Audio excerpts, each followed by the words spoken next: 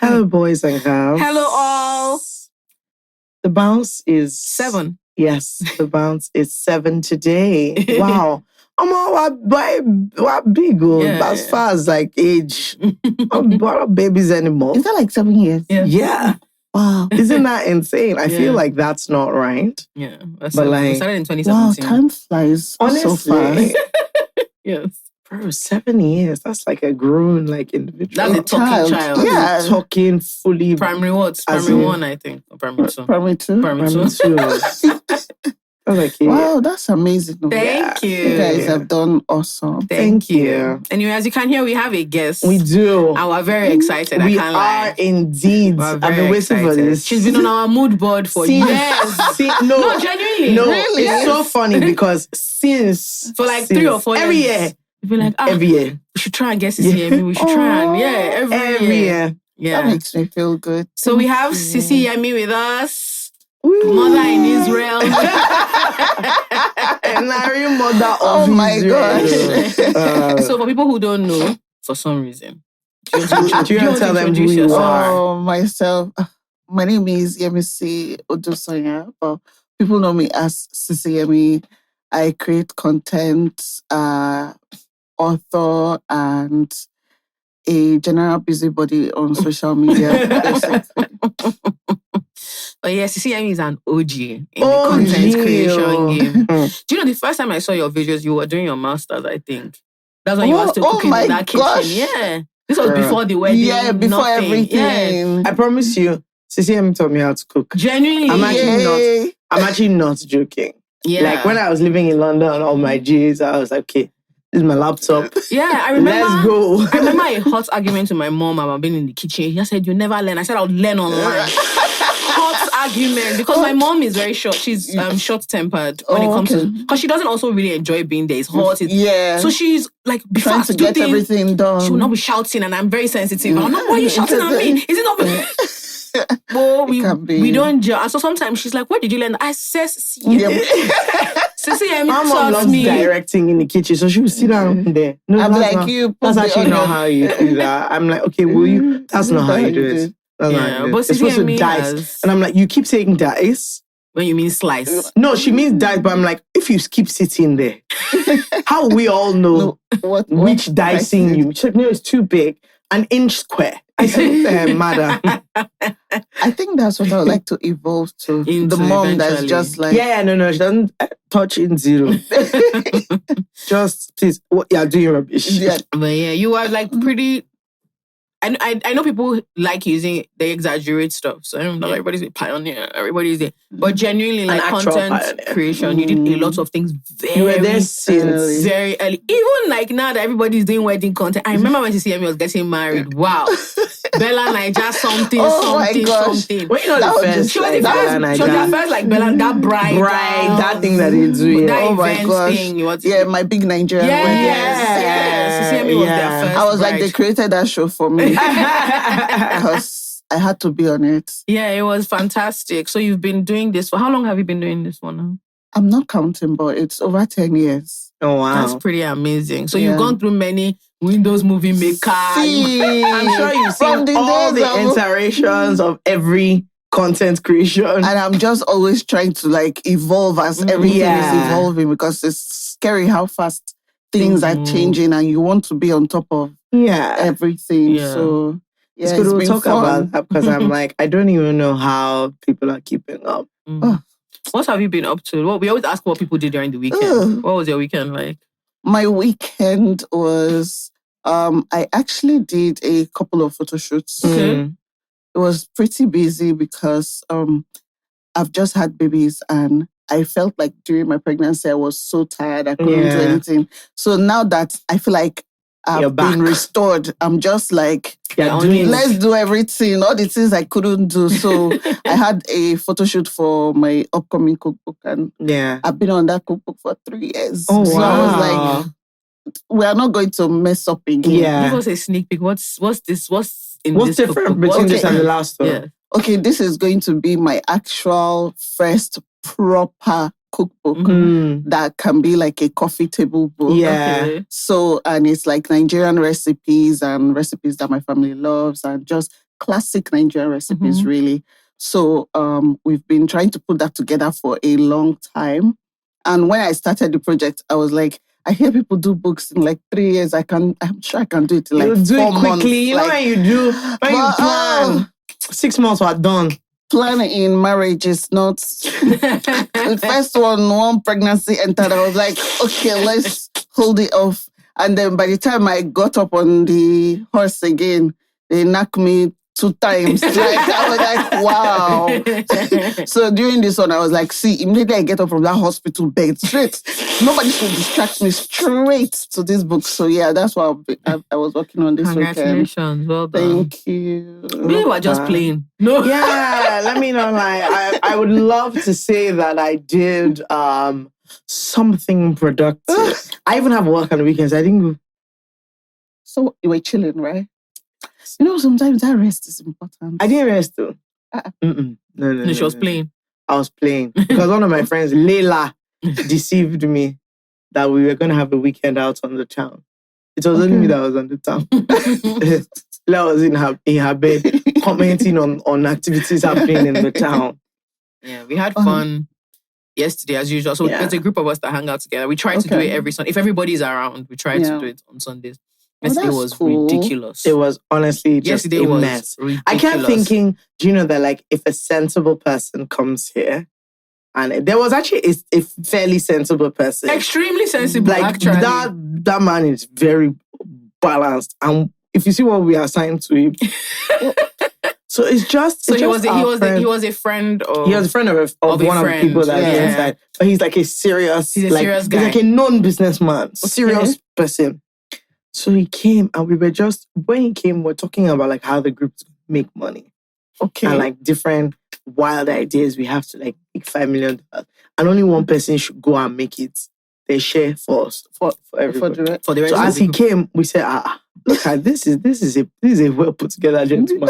It will be you. He was like, we say you're the one, my dear, you're the one. We explain everything to him like this one. And someone came up with the most foolish business plan. They're gonna line up people that want to do surgery. BBL. As they don't do BBL, they don't do different surgery.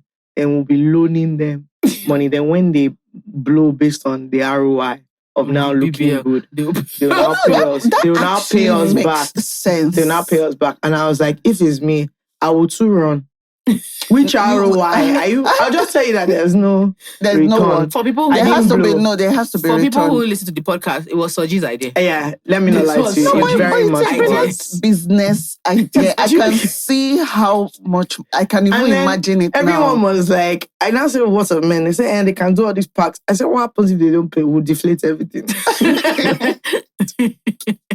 But yeah, it was fun. So yesterday, and like, if you have friends that are cool, like, because we can be quite chaotic, like they don't mind, you can bring them too. So yesterday, our friend's sister and her husband came. Her husband had been before, so he knew the way we behaved. Yeah. She was just like, wow. Honestly, what kind of human beings when I see people like you guys that have like groups of friends like that, I actually envy it. No, it's a lot. And then we do this thing where you take the podium. So if you want to talk, because we're very loud. We're very loud. Shout. So if you want to like, if you have a story that you want to share, you have to actually stand up and take the podium. Wow. And like explain yourself. I've started coming up with stupid ideas for us to do. Yeah. So like, if someone wants to report something you've done during the week, you take the podium. I'm trying to imagine how it was. Yeah, it's an actual podium. Yeah, it was a proper it's a raised platform. It's a raised platform. It's part of our friend's chair, but it just makes sense. But it just makes sense for you to stand on the podium. But do you guys think you start filming it? No, we can't. It's honestly we'll get cancelled. The thing is that if we film it, everybody there will be cancelled. We'll be cancelled forever. It's too, when everyone is just relaxed raw. And like, so there's nothing you can, I don't feel like there's anything you can say. And the thing is that your friends they'll push back on what you're saying, but you're allowed to say it so that your friends can tackle you. Someone will say something and then everyone else will start arguing. But you can say it too. Yeah. It's just that you'll be cleared immediately. So it can't be for public consumption. Yeah. And also people are telling by the time you're on the podium, you're saying this is what I did on Friday night.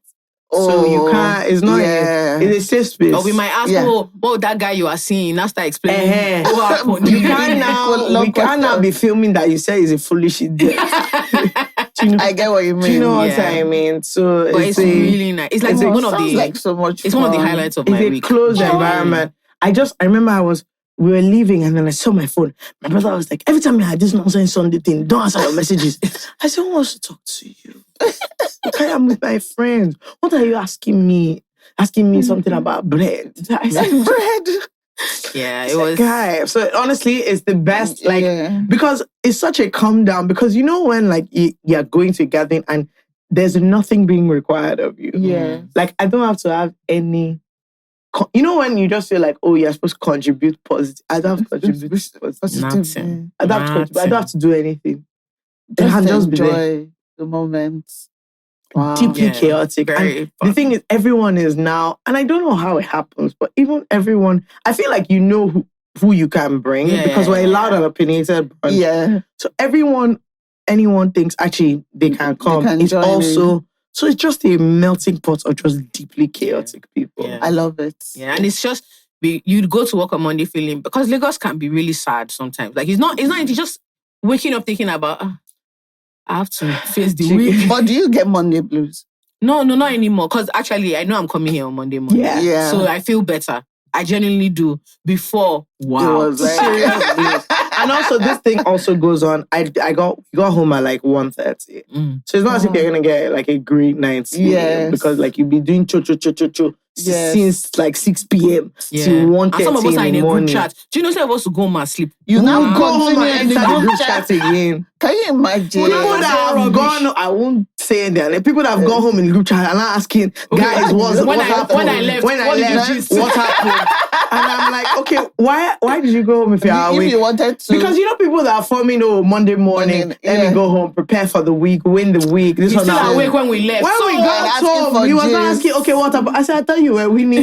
We can't pay DM. Yeah, just a lot of fun. And because we're traveling for like our shows, we are not going to see them for a little while. So we're really milking it. I also want to say that, the thing about you guys, I love as in everyone listens to this. So I went out on Friday, I went out on Saturday. Okay, yes, you did.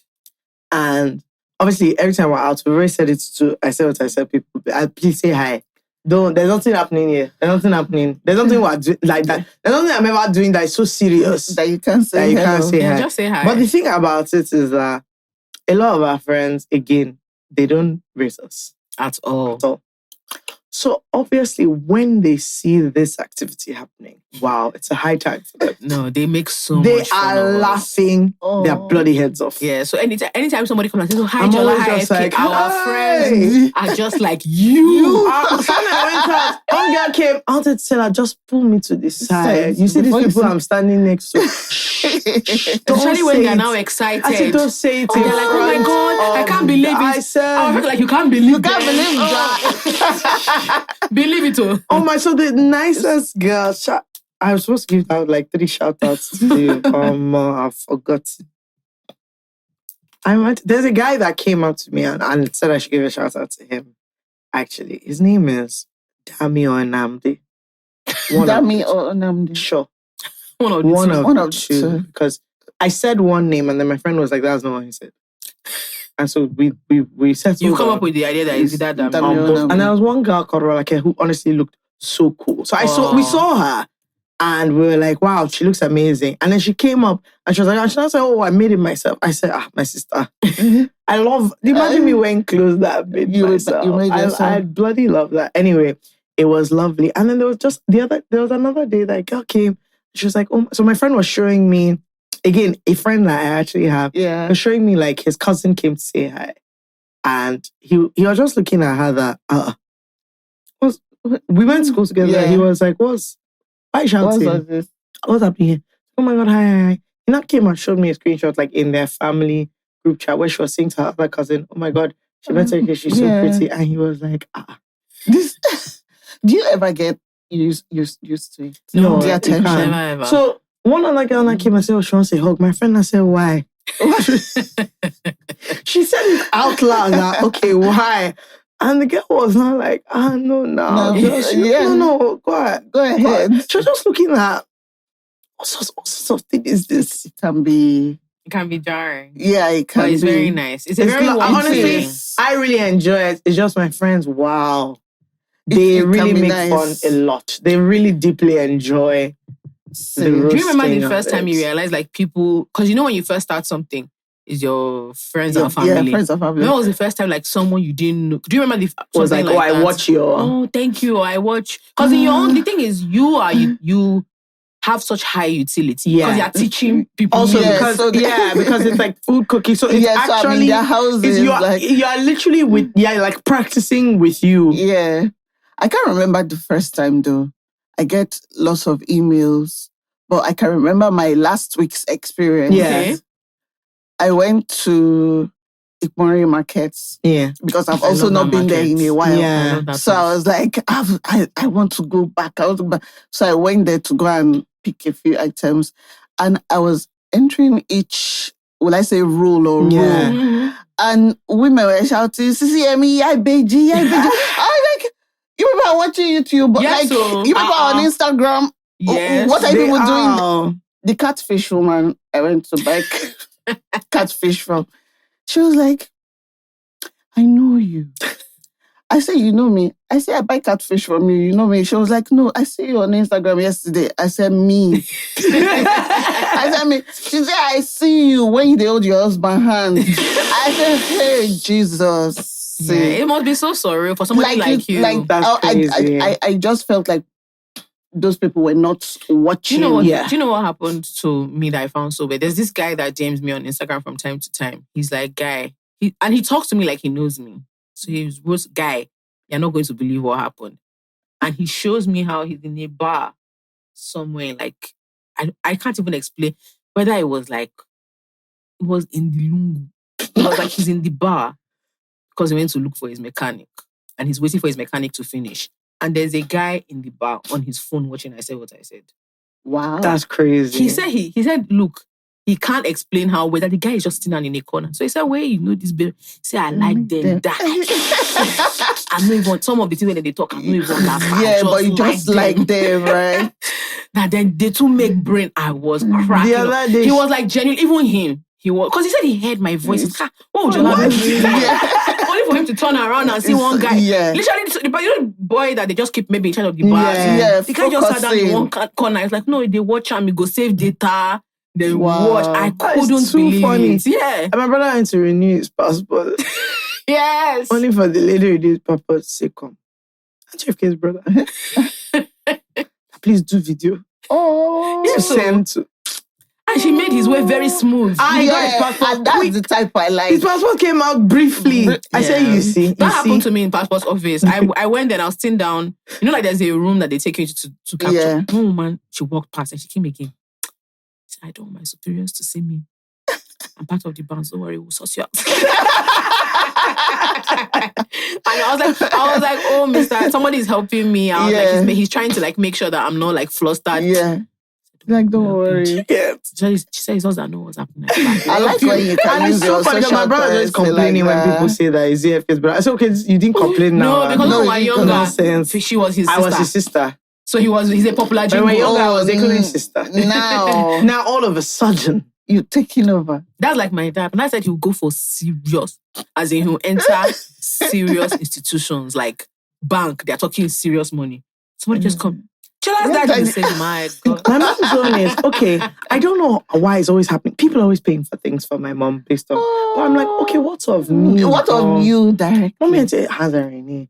She said one Indian lady came. Oh my God, FK's mom. And she was like, She bought everything. She went to game to buy things. Yeah, that one paid us. The man behind her in the line was like, FK's mom, he paid for all the plenty things she bought.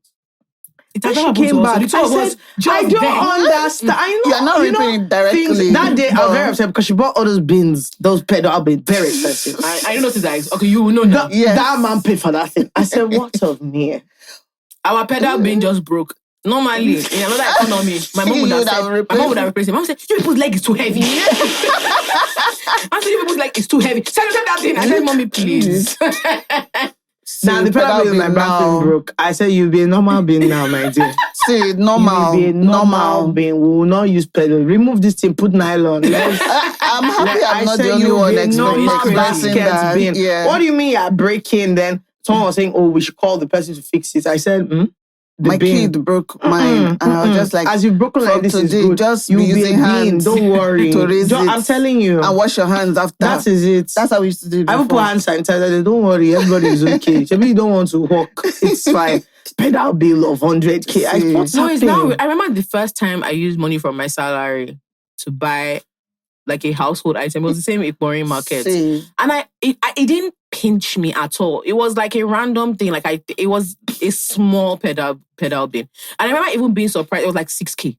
This was like 2017. I remember feeling like, I'm a mature. I'm on now. Now. Go and try it. My mom said that there's one that she showed her that she said, if you wave your hand, you will up. Mom said, no. She said, no, if you hand it deodorizes. She said, no, odor.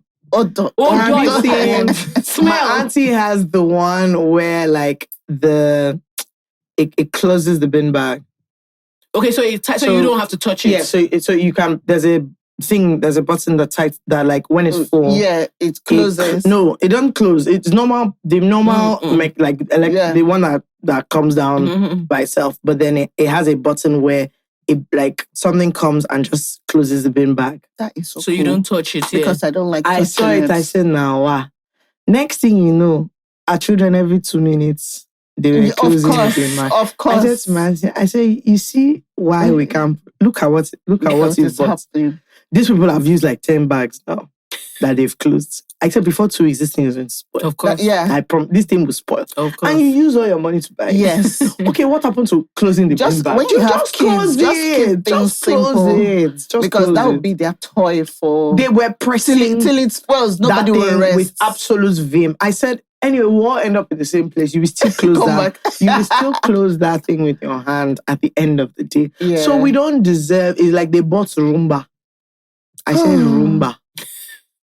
That can never work in my house. But Roomba in Lekki. And you have small children, no, it can't work. They will sit on it and we're going around. I saw the thing and I just thought, this is highly ridiculous. Highly. Yeah. I now that I'm an adult, there's some things. I remember when I was younger, my parents would buy something and when you're younger, you just think your parents are above certain things. So you don't realize that the excitement is what is shacking them. So like, my dad I remember my dad bought like piano. Because I wanted to know that nobody in our house plays piano. We also have a piano. But when my dad was younger, he just thought that, okay, this is what people have. Class. Yeah. I feel like there was a time when having that piano was a thing because all of us have it in our houses. And we use it to as a stand for picture frame. Yes. Even till now, it's still a thing. It's still. We just got one now. And now that you're saying you never use it, I'm seeing why we've not used it. If you open the piano in my house, you see piano books that are as in the dust. And nobody uses it. Nope. I can play 1 or 2 tracks. My brothers, the funny thing, my dad got it and then my brothers chose saxophone and something else. So they don't know nobody played. But when my dad first bought that piano, I shit you not, you guys. This guy will all of a sudden remember that is directly up to the piano he wants to read. Oh. I just realized as an adult because that's the same. When I buy something new, no. I must see it. If I'm not using it, I must be seeing this thing that I bought. And now it makes sense to me. But I'm sure when the man bought the piano, because when he brought it home, remember my brother was like, oh, that's nice. But I'm sure he was thinking, don't you guys get it? Understand the importance of and my dad can't play the piano. He'll just be there clanking rubbish. My mom will be like, Kola, what are you doing? Say my piano. It's our piano, family piano. I think for me, what I do now is I buy things and I keep them. Yeah. Like delayed gratification. And I keep them till maybe one day when I'm feeling like funky. Blue. And I'm like, I remember. Let me enjoy I bought that. I bought pots 2 years now. I've not opened it. Not because I don't want to use it, because I'm waiting for the perfect time for the pot. That it will make sense to come out. So yeah. It's so funny because I've actually decided on the exact opposite. Anything I buy now, within 2 business days, it's out.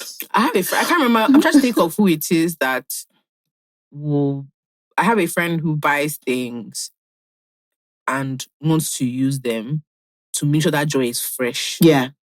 Like she wants to. So like with clothes and stuff, she will dress anyhow anyway. Let me tell you what I mean. Like maybe it's like a floor-length gown. She can wear it to church.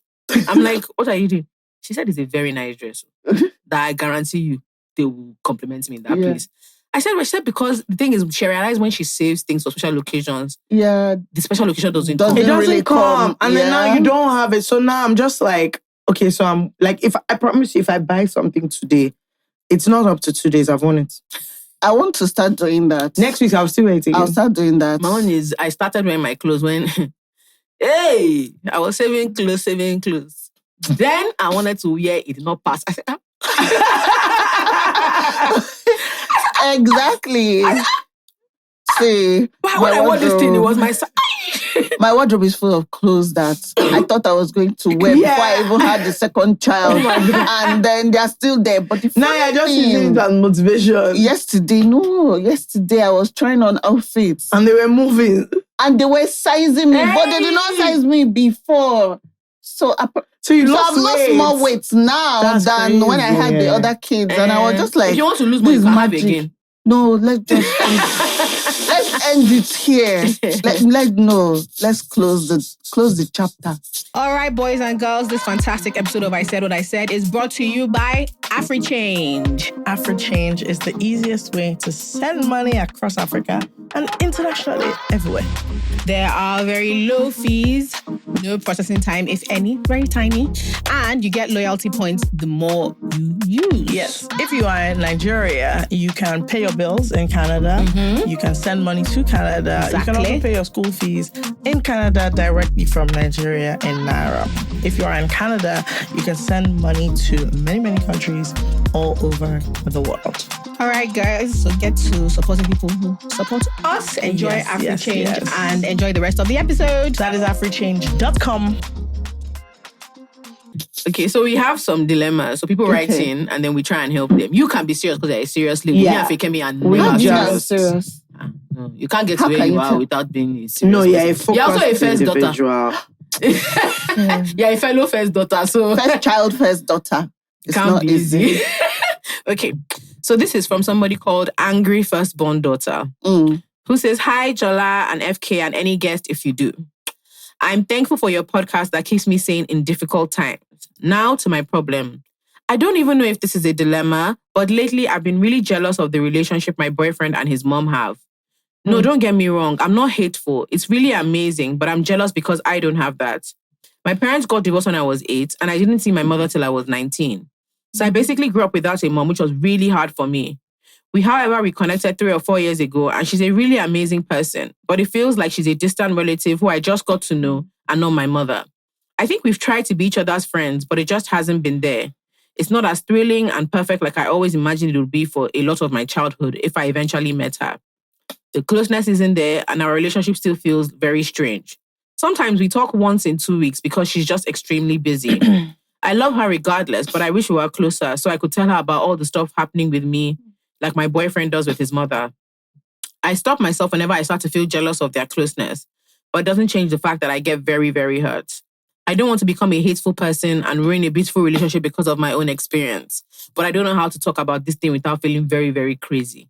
How do I deal with this feeling?" I mean, I get that, to be honest. Like, because at first I was wondering what the context was, but in context, it makes perfect sense. Mm-hmm. Also, that's such a crazy dynamic that she didn't see her mom for 19 is like, an adult. Mm-hmm. And so it's a really, really significant time. And even now, what you have is like a almost friend type of relationship where, you're not talking to her every day, you don't live with her. So I think it's almost natural for you to feel that way. For you to feel a bit envious that somebody else has that. It's not like a malicious envy, I feel. What do you think? First of all, I feel sorry that she had to experience that because I can't imagine like not having your mom around growing up. And then now that she can see that relationship, she wants something. She can try. You can't force that kind of relationship, right? So she can still try to build something with her mom, but it will not be like... It's not going to be the same. It's not going to be the same, try. But she can try. And if it doesn't work out, it's just part of life. Some things like... Yeah. don't ever work out the way you had hoped. I do think that, I don't know what the circumstances were that meant your mom couldn't be in your life till you were clearly like an adult and could make the decision on your own. But one thing I will say is, when it comes to parents, it's so odd. I was thinking this exact same thing today. The one person who I feel very entitled to is my mother. Yeah. Extremely. Like extremely. Time. Let me tell you something. Her money. There's honestly no amount of disturbing that I will not disturb my mom. When I have an issue, the first person I think of to try and help me, even if I know that she doesn't even approve of how I got into the trouble, is my mom. I think that, and I'm making assumptions here, there's a thing about not growing up with someone or being in a new relationship that means there's a separation. Mm-hmm. So for instance, how is your mom? Your mom can't make demands of your time, right? You know that there's a way your parents... My mom doesn't understand me being busy. No, she doesn't. Call you anytime. Your mom might not feel she can't do that. Do you know, I suspect if you say to this woman, why don't you call me every day? She'll be happy. Yeah, she'll be happy. That's all. I think so. Why don't you call me? You can tell her that it's not fair now. Why don't you call me every day? Because she might just think, I haven't been in this girl's life I don't want so long. She might just be watching. Because even though you're saying she's busy, all mothers have the sense of that guilt of like, and especially if you were not there. Mm-hmm. People who are even there that just go to work and come back have the guilt. So unless she's like she has a lot of mom guilt. My mom worked, but my mom has always been a very mommy person. Yeah. So she really didn't like the fact that there were times that she was out of the house. Wow, we ran down my streets. Really? My mom feels so bad. Even recently, I complained that like I feel, because I'm a very birthday person, I was like, no, I make an effort for everybody and you guys just act like it. The next birthday, apparently my mom had blasted my dad and my brother that if I hear, if you guys don't, she's just like she's very mommy-ish. You know, whenever I complain about, with work, because I don't talk about my work a lot, and because my work it seems fun. Yeah. The day I made a mistake, I told my mom that, maybe sometimes with my work, you don't really every day. So what do people record? Who do you talk to? What are sponsors? Okay, this show. What will you wear? I said, Mommy, actually, I was joking. It's enough. So I think you might need to be forward. Yeah. I think so. I think also, even if it turns out that and I doubt it, we don't have context, but I just doubt it. Even if it turns out that your mom doesn't actually want to be, I feel like you don't lose anything from trying. Saying, listen, 2 weeks is not it for me. Like it's not, I want to, because I said, see, it's just like what you're saying. There's no amount of disturbing that I feel I'm disturbing my mom. Okay, she's busy. Or busy doing who gave birth to me and who asked you? Nobody. Good. Now, hello, madam. This is what's happening. You said, I've called you back. And there's a sweetness in both being adults. Yeah. That means you can level on a different playing field. I think it's hard for her it's going to be so hard for her to just butt in. Because you're not a baby. You don't need her in the same way at all. Yeah. You don't need like a child. A younger. Yes. Now, I was just telling Jollz that I feel like my mom is coming to one of our shows outside London, and we're all just like, because she can't make it to the London, so she feels just terrible. Like, she's like, okay. This is a small group. Like this is the time, probably our smallest show. Why will you be there? And I'm just like, sis, I'm turning 32. I won't feel bad. No, they won't hear. You know that kind of thing, like if you don't come, it's fine. They won't hear. She decided that if she can come, she'll come. She's like, no, this is bad. They won't hear. And I'm like, what? We're actually all grown adults in this family. Apparently, she called my siblings that, what would they do? All of them are not around. What should they do? No, I said, she was not saying maybe they're going for traveling for an event. Yeah. She told me my sister should fly back a day early. And I was I now said, sorry, what are we talking about? They said the show. I said, which show? I said, you want to leave France holiday onto the... What do you want to do there? To be there for you. Oh, my friend, I said, if it's me, I won't come back. Yeah. And it's my show. I was just like, listen, everybody should do whatever they like. Please, it's okay. We'll be fine. You came to all it's okay. Yeah. Do you know? So I just feel like, because there's just, I guess, I've not given birth to anybody. Yeah, no, I think inviting her. I feel like, I think she should invite her. And I just feel like it is in her nature to want to overextend for you. Yeah, just and so even when you tell your mom, let me say something. I know this one. I know for a fact. Except your mother is extremely cold. Yeah. On average, if you tell your mom you're not they feel bad, really bad. Like, mom, you're not looking for me. You're not checking up. They feel really. They don't like that thing at all. No. My mom says that her joy is when I say you're disturbing me because it means she's giving you enough attention. She's always saying that the day I stop, you'll be sick. You'll be worried that what happened. But I think what I always wonder is how mommies have time for each child, especially when you have like lots of kids. Let's say if it's just two, you're like, you just divide your attention between two. But like, how does she give you so much attention that you feel like so special, and she gives the same attention to your brother? You know them. It's the same way you know your brother.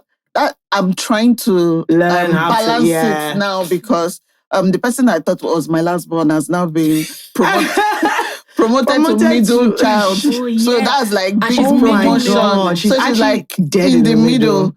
And now I see that, okay, I'm trying to focus on the older ones, and then the babies are crying for attention. And then the middle one is just floating like, somebody love me, I'm here, like trying to get attention, right? So while you're speaking, I'm just like, trying to balance everything to make sure each child feels like... I don't know how people do it, honestly. It's a massive feat where everyone feels like, actually, my parents are also giving here. me attention. It's divide and conquer. Yeah, God will just, okay, you take this to Monday. Yes. And you watch for personality. So like our middle child is he's very middle.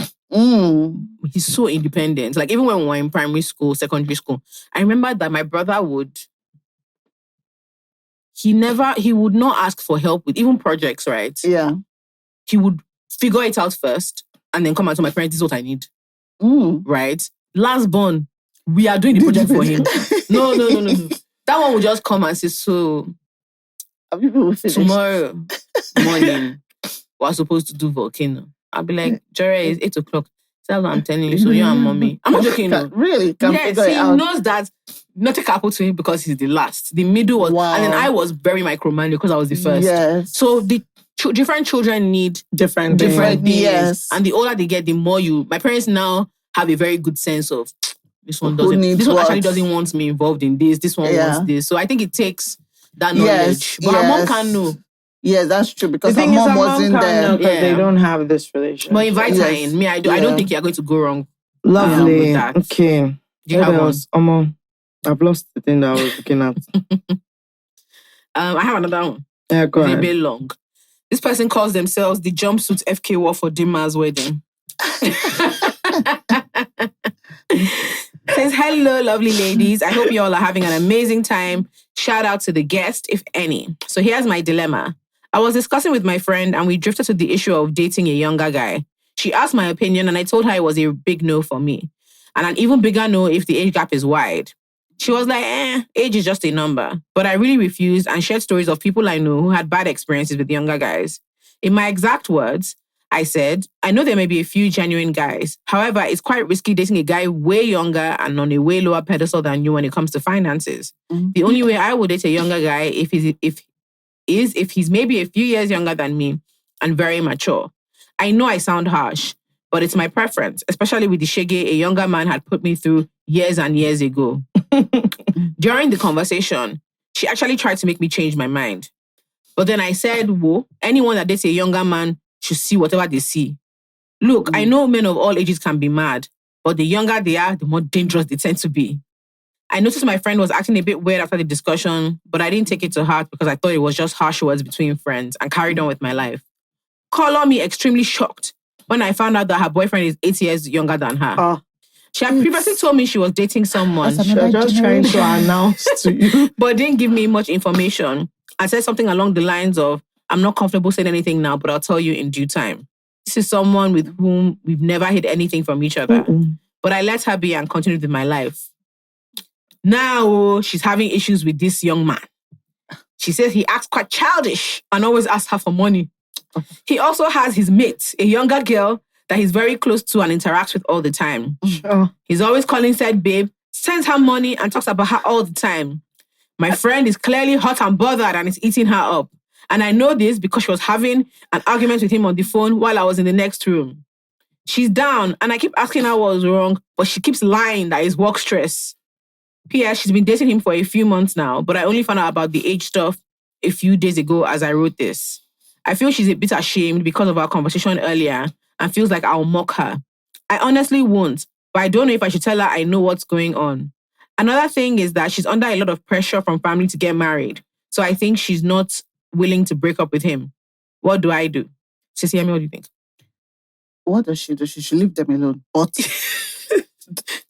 I can't imagine dating because that gap is so wide. All I can think about is generational. Yeah, like I remember. It's too much. No, it's actually when I'm celebrating my 40th, my husband will be doing what? 31 or 32. Again, why would you imagine it? This person is max 30. She's let's assume that person is our age. So he's probably like 25. Let's assume person is our age, 32. This girl, that's deeply scary. Do you know that's younger than Jory, as in my youngest brother? 24 is frankly insane. See, the best I can do is couple of days. Like, yeah, like our birthday is the same month. You are first, 12. But not even like you are first, 31st. No. No. I can't even deal. I can't deal with it. Do you know why I'm the opposite? I say should. Do you know why I don't think you should leave them alone? Because there's nothing like shame. I think. So this is the thing. I just what I'm saying now is what I would do. Because I know myself. After she finish talking, I'll go. Yes. Okay, is this your school song that is making you? Oh my God. My friend wants to. Is it? You look. You have to open up. Please. You have to open up. No, you have to open up. And then I find out that is a toddler that, no. So you guys say, come. Come, say that. Are you shy? Because of that thing I said that day, I'm not serious. My daddy's boy is running you mad. He's running this way. The way you're behaving is not normal. You're asking for money, him is sending it to somebody. Wow. No, honestly, I think there's nothing like shame. So nothing. If I've spoken to Debbie and FK about something, Debbie said, I don't even know how somebody would do that. I'll just be thinking you. And they're doing it. And I'm really doing it. So I think it's just that shame of having to go to your friend. Yeah. And not just say I'm dating a younger guy, but he's running me streets. Yeah. After what I think that's the shame. The dating a younger guy is part A. And if you see the way he's behaving, that's the second part that is the problem. Nah. Let me know, like 8 years is a leap. It's a lot. I had a guy friend I'll never forget. We had just turned 30. His babe was 23. I said, sorry, what do you talk to her? Yeah. He was so annoyed at how I said, no, because seriously. he would say, she doesn't get this. I said, how can she get it? She can't. How can she get it? I said, you are so you're in different places far in apart life. from her. I know that is my talk. He was like, on some days he feels uncomfortable. I said, you don't mean it. Because her own best friend, I think, was like 19. Oh my goodness. So he would say something, he'll just be there. And he literally feels like he said one time. Like an uncle. One time they went to hands and he actually just said, what am I doing? What am I doing? That, and it wasn't, but the way he explained it was killing me. He was like, and they could have said, should I have strawberry? Maybe mango. He was just like, God, waiting. Do you know what? Funny enough, on Friday night, one guy came to me. He now said, I listened to the podcast, and that's why I want to say something. He said, the thing is, I'm very young, but consider me. Because I said, bro, what? He said, you keep saying this thing, and I just want you to consider me. And I was like, are you okay? He said, I said, guy, I'm actually begging you. No, personally, I'm not interested in it. Like, I just have to be honest. 8 years is dynamic. Even that age mate is managed. That's what I'm saying. Like, you have to be because older. Once again, I know I need to be able to regard I know my age mates very well.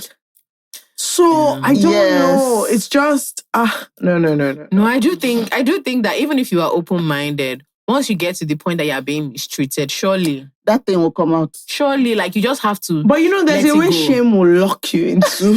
No, it's true. No, because she can't say it. And sometimes it's that discussion of when your friends like retell you what you're saying. So I can tell Fakemi, like when he's angry, he shouts at me. And you're like, normally, just hear what you're saying. And then I say, or when he's annoyed, he'll be like, oh, what kind of stupid. By the time Fakemi says, oh, so he's calling you stupid. Even me. Yeah. You now be thinking, yes. So sometimes it's but let me not lie, Sha, if a 24-year-old boy is running me street I'll to be the shy. grave. There are some things I say even my therapist cannot heal. No. There's some else that it's you only you silently. God. That's what you take to the Lord. in prayer. That's when you go and kneel down in prayer where God have And done. even God, you say, God, this thing I'm telling you. See, It's not for you to tell. You just, that's when you go Don't to drop God. it in my pastor's That's when you go to God. How could I do such a mistake? Oh my gosh. Yeah, I did that one day. I remember I was telling God that because sometimes I'm not joking. My dad is a pastor. I said, I just get a sense something you talk. I've told God, don't go and sense anything. Don't sense anything. I didn't send you. This thing I'm telling you is between the two You of know us. all those foolish prayers. Anything I feel for this person, you remove it. From my. That's what you be praying to God in your. My sister. I just yeah. Honestly, I think she needs to talk to her friend because your friend is clearly. And I don't like when these things happen when you can see that your friend is like dealing with something or whatever, and because maybe it's somehow or they feel shame, they don't want to talk. So me, I always talk. I think I'm quite the opposite. I just let things play out. I know. Unless you come and meet me and ask me. No, I don't I'll let put my mouth. But I'm not the one that will. You know that they are so close that this is the first thing this girl is hiding from her, and it's because of that her reaction of that time. It is. But it's not you're hiding like that can never really. It can't know. Like you just. You keep. I can't imagine hiding. Some people, if she's under pressure to marry. That was somebody. If she's under pressure to marry, it might be anybody that has come to her like and has offered her. I don't know when your family is pitying I know you. there's pressure to marry, but it's just. Yeah, you see, you've been in the game for long. And you've been married for a while. You don't know what's going on the streets. It's true. I remember the first time it's a dangerous place. The first time I tackled my grandfather, you know this man said, I've told you people this story. I have a car, one stupid Hyundai vehicle. You know, my grandpa looked at me and said, maybe it's because you are driving. I said, Grandpa. He said, yeah. So you need to... We are my park vehicle here. Then, I said, Grandpa, you want me to fall in love in Tanfo? He said, you can meet anybody. You can meet nobody. But he said, you are zooming off. Stop it. You cannot say, excuse me, dance. I said, Grandpa, this man was dead serious. I was like, Grandpa, if I come and tell you that somebody is intimidated, I took him, we walked outside too. I said, Grandpa, it's not this car. It's not this car. It's this car. If I tell you somebody is intimidated, won't you be shy? Yeah. He said, maybe it's his character. So I'll never forget. We were eating, and this man just brought this thing up randomly. He was first said, how are you? How is work? I said, we are motoni. I was like, what? No, he's just thinking. This is my lack of marriage. And yeah. If I pack the car, but you know, all these things are just so funny. I will need suitors. So on this Friday, I went out and then, you know, the place was emptying out, but so I saw my uncle, my dad's like youngest brother, is young. Yeah. So him and his friends, I now went to sit with them. And then they were now talking to me about, they were like, I hope you are not involved in what's happening on the streets. So how's it doing you? I said, it's not you people that, I see you guys are always asking me questions.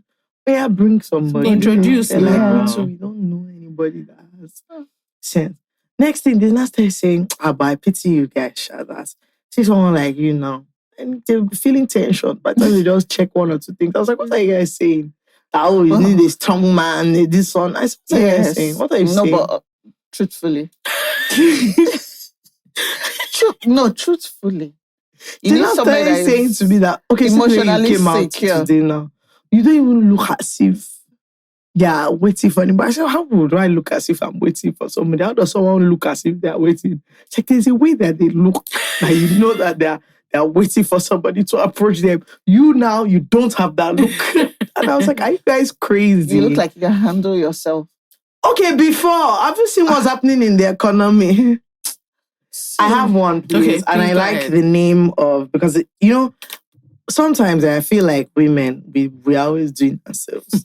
Hello, boys and girls of the UK and Ireland. Yes, please. Yes, please. I said what I said, are going to be in Dublin, Manchester, and London. Dublin on the 1st of September. Lovely. Manchester on the 6th of September. Absolutely. And London on the 8th of September. Period. We are going to have a fabulous It's going to be a time. It's going to be a time. It's going to be the best time of your life. Honestly. I don't know.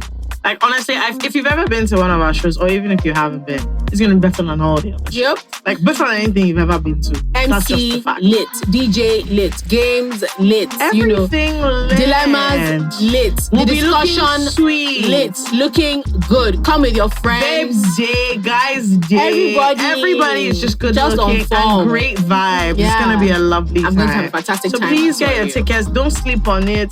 Don't let us announce that the tickets are sold and you'll be saying, oh my God. Oh my God. I couldn't buy the tickets. No. Buy your tickets now. Right now. Jazz up, rise up. We're going to be there. And we're so excited. Can't wait to see you.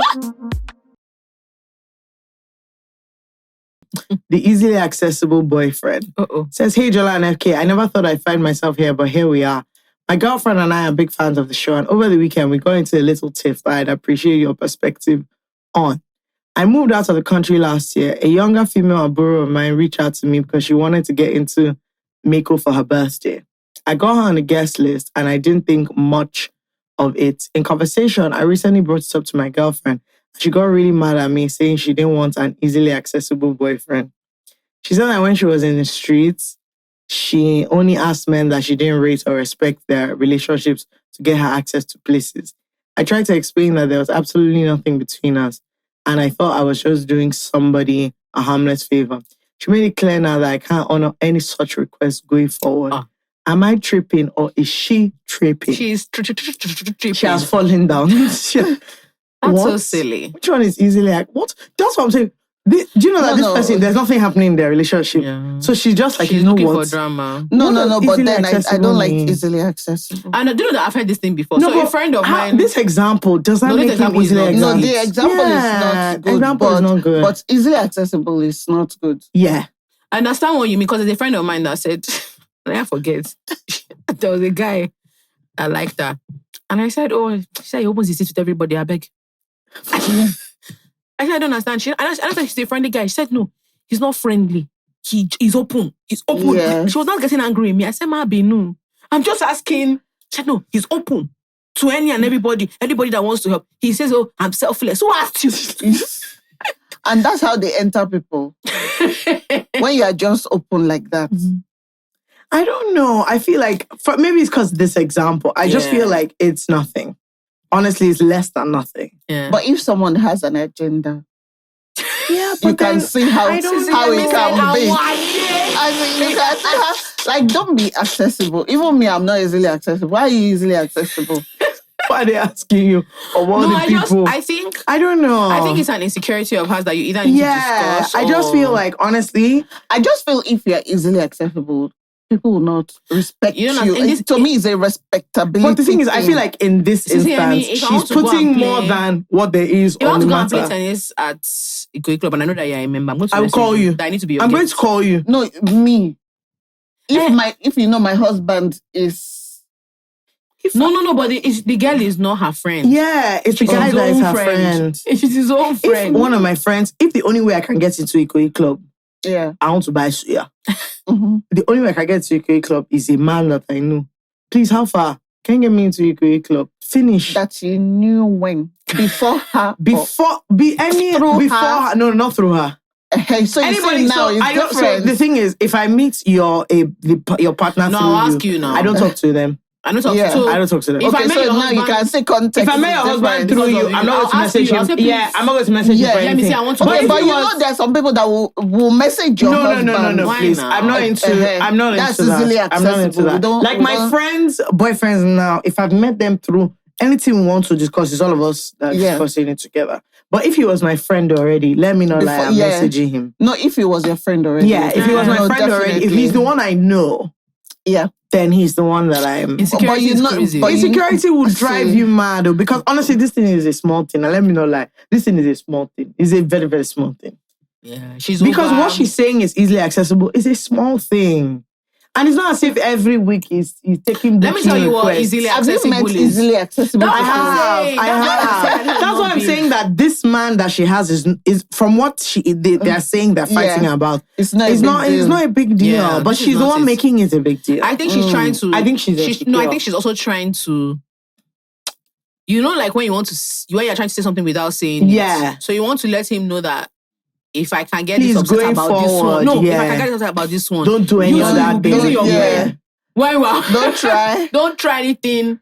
So she's kind of like setting boundaries. Yes, I think so. It might be that, but I still think this is ridiculous. Yeah, because for me, what I think is easily accessible is not as it doesn't. This is too. All the kind of things are too low level. Yeah. My own is if like, as in people feel like they have, as in entitlement to your time, people are calling you anyhow. You're just commenting on social media up and down. Yeah, just that's what I think it is.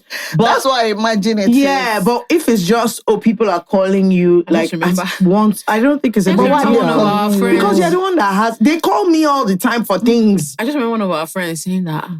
Remember the day he found out that his wife comments on his blog. No, that thing is, it can be a turn off. Honestly, he was. He said they argue about it. They argue. He said he has had to accept it. But the way he said it that day, we were all cracking up because he was so pained. Perfect lady. He just found out. Just saw that she was commenting. To me, commenting, it depends on the kind of comments. You know those people that are fighting or arguing he said that you comment and people be saying, yes, that's right. Like, come on. Be like, you know all those ones that top comments. That's her. See, no. I didn't want me to just laugh because she's not that. She's not that babe. She's not that babe at all. She's so quiet. So I know somebody like that in real life, really quiet, does not speak much. But I saw this person fighting on topics that are so silly, like should men cook or something. Like the person is there with all vim, like fighting everybody that is responding. No, that can make me extremely shy. No, it depends. I think I understand feeling a way about having a partner that people just don't feel like have they can qualms talk to. About. Oh, I don't think this is appropriate. Yeah, you know, like there's some people where you just think nothing is appropriate when it comes to them. Yeah, so. You guys are not that close, but something happens and you're calling them for help with the expectation that they will show up. Or I understand that, but the thing is, my sense of this is that's not that, and she's going to create a problem where there is none. Yeah, that's my own. This doesn't even require a conversation. It doesn't. I'm sorry. Text, how far I want to do this. It doesn't. I've messaged them when you get there. Say this name. Finish. It doesn't require it literally back and forth. Does not require all this discussion that we're having. Like sometimes people have things you need them. Yeah, like it's just what it is. It's just I think it's fine, but I don't know. I have a final one that I think is fantastic. This person calls themselves confused new sibling in her 30s. Hi guys, never in a million years did I think I'd write to this podcast, but I am deeply confused and seeking advice. I'm a woman in her 30s living in the US. My 55-year-old stepmom just informed my siblings and I via text that she has adopted a 1-day-old baby. Mm-hmm. My siblings and I are confused and wondering who is responsible, not just physically, but financially, amongst many other things. Backstory. I have 3 siblings. When I was 12, my biological mom passed and my dad died when I was in my early 20s. At the time of his death, my older sister, who had just gotten her first job in the US, had to assume financial responsibility for my younger siblings. I was able to make it by with loans that I still need to pay back, by the way. Over time, my younger siblings made it over to the US and my older sister and ultimately my brother, when he got a job, paid for school. Thankfully, everyone but me, worry not, my future is bright, is out and earning very good money. We still send money back home to assist, understandably because the cost of living is crazy right now. My stepmom, who got married to our dad, has no biological kids of her own. And to be honest, she has done way more for us than any blood-related relative. She has mentioned adopting exactly 2 times. Once in 2018 and in 2021, where she shared a picture of a child in the group chat and was like, what do you guys think of this child? This week, she shared a message that she has been called about a possible child. Next thing, via text, we get notified about a baby. Of course, we want her to be happy and live her life. I want her to enjoy the joys of motherhood she's been craving. What's extremely odd to me is that we found out via text. 0 discussions were had. Now, who is going to be financially responsible for this? How is this going to work out? Mind you, my sister just has a 10-month-old who is now older than his uncle. I'm just unsure about the plan here and really struggling with how I can be supportive. I'm also struggling with sharing a last name with someone I may never even know. We don't live in the same country. Please send your thoughts on how my siblings and I can navigate this. Okay. I want to first answer the first question about who is financial. You people. she keeps asking you who is financially okay. You people, they sent you the picture by text. Now, you guys, I don't know why you're asking. She knows the answer. You people are responsible. You people are responsible. Sweet thing, though. I know. No. Because I'm just saying. Israel started. See, when I was growing up, I always used to wish that my mom would have more babies. Really? And it never happened. Let me know, like, I have never wished that. At least when she had my siblings, I was not like aware. You are not aware. So when I was now aware, no babies came. I remember one time in her 40s, my mom came to tell us she's craving baby. My daddy almost died. He came to my room. He was so sad. The man said, sorry. He was now whispering. So she went, sorry, please check. Does she mean as in you have a baby? Or is it me? Let me know how we're doing this. He was terrified. Terrified that my mother was serious because she just got really broody. My brothers were in boarding school. I was in England. So I think she just thought... Hey, let me know. I mean, I get it for this lady, but like, I get it. She's never had kids. Okay, but she should be serious. She has grandkids. But still, it's not like having like... It's also the grandchild of her stepchildren. Yeah, so it's not really like... But it depends because there's one babe I follow on TikTok whose stepmom came to do omugo. Wow. When she said the comments were like, sorry, when you say stepmom. What do you mean? Do you mean this woman did not give birth to you? Oh, hey! The woman is 10 toes down for her. And that's why I feel like for her could happen. But maybe because they're not in the same country, then there's that gap. They're also either way, to answer your question, is you. Is you and your siblings. All these things you're asking, is you people are at in this charge. Point, they should not be saying stepmom because that's your mom, and that's your sibling, brother or sister. Let me tell you why she's their stepmom. She has done something that they don't like. Okay, she said uncle. She said uncle. That is you people's brother. Exactly, that's your brother. That's your bro. This thing makes me laugh. I have friends who have stepmothers that they're very close to. Once the woman annoys them, my stepmom, shut up your mouth, your mama. It's now you know. It's now you know she's your stepmom, be your mama. But I think it's just, she said it, she definitely why she did a text. My mom does the same thing. When she knows I'm going to work, my mom will send me a text. She's like, if we have all these plenty discussions, you guys are going to say many things. Yeah, and if she requests permission, you say no. I know the Nigerians, they're going to do what they want to do. They're going to do what they want to do. And guess what? You're going to support her. I don't know what we're saying. When you see the baby and you fall in love, you cannot say even before they see the baby, they will support that baby is going to be everybody's baby. I'm telling you. Say now you see. You know all those parents are like, don't bring baby to this house. Don't. Then when the baby comes, it's this like... This my friend, her mother had a child when the oldest was like 17. Hey! She said, first of all, her mom was shy. So her mom traveled. Pregnant. Yes, her mom didn't tell her friends. She was so shy.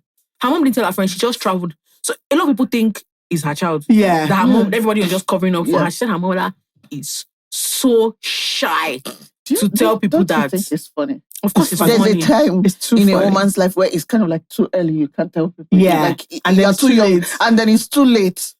My mom's auntie had children in her 40s. Wow.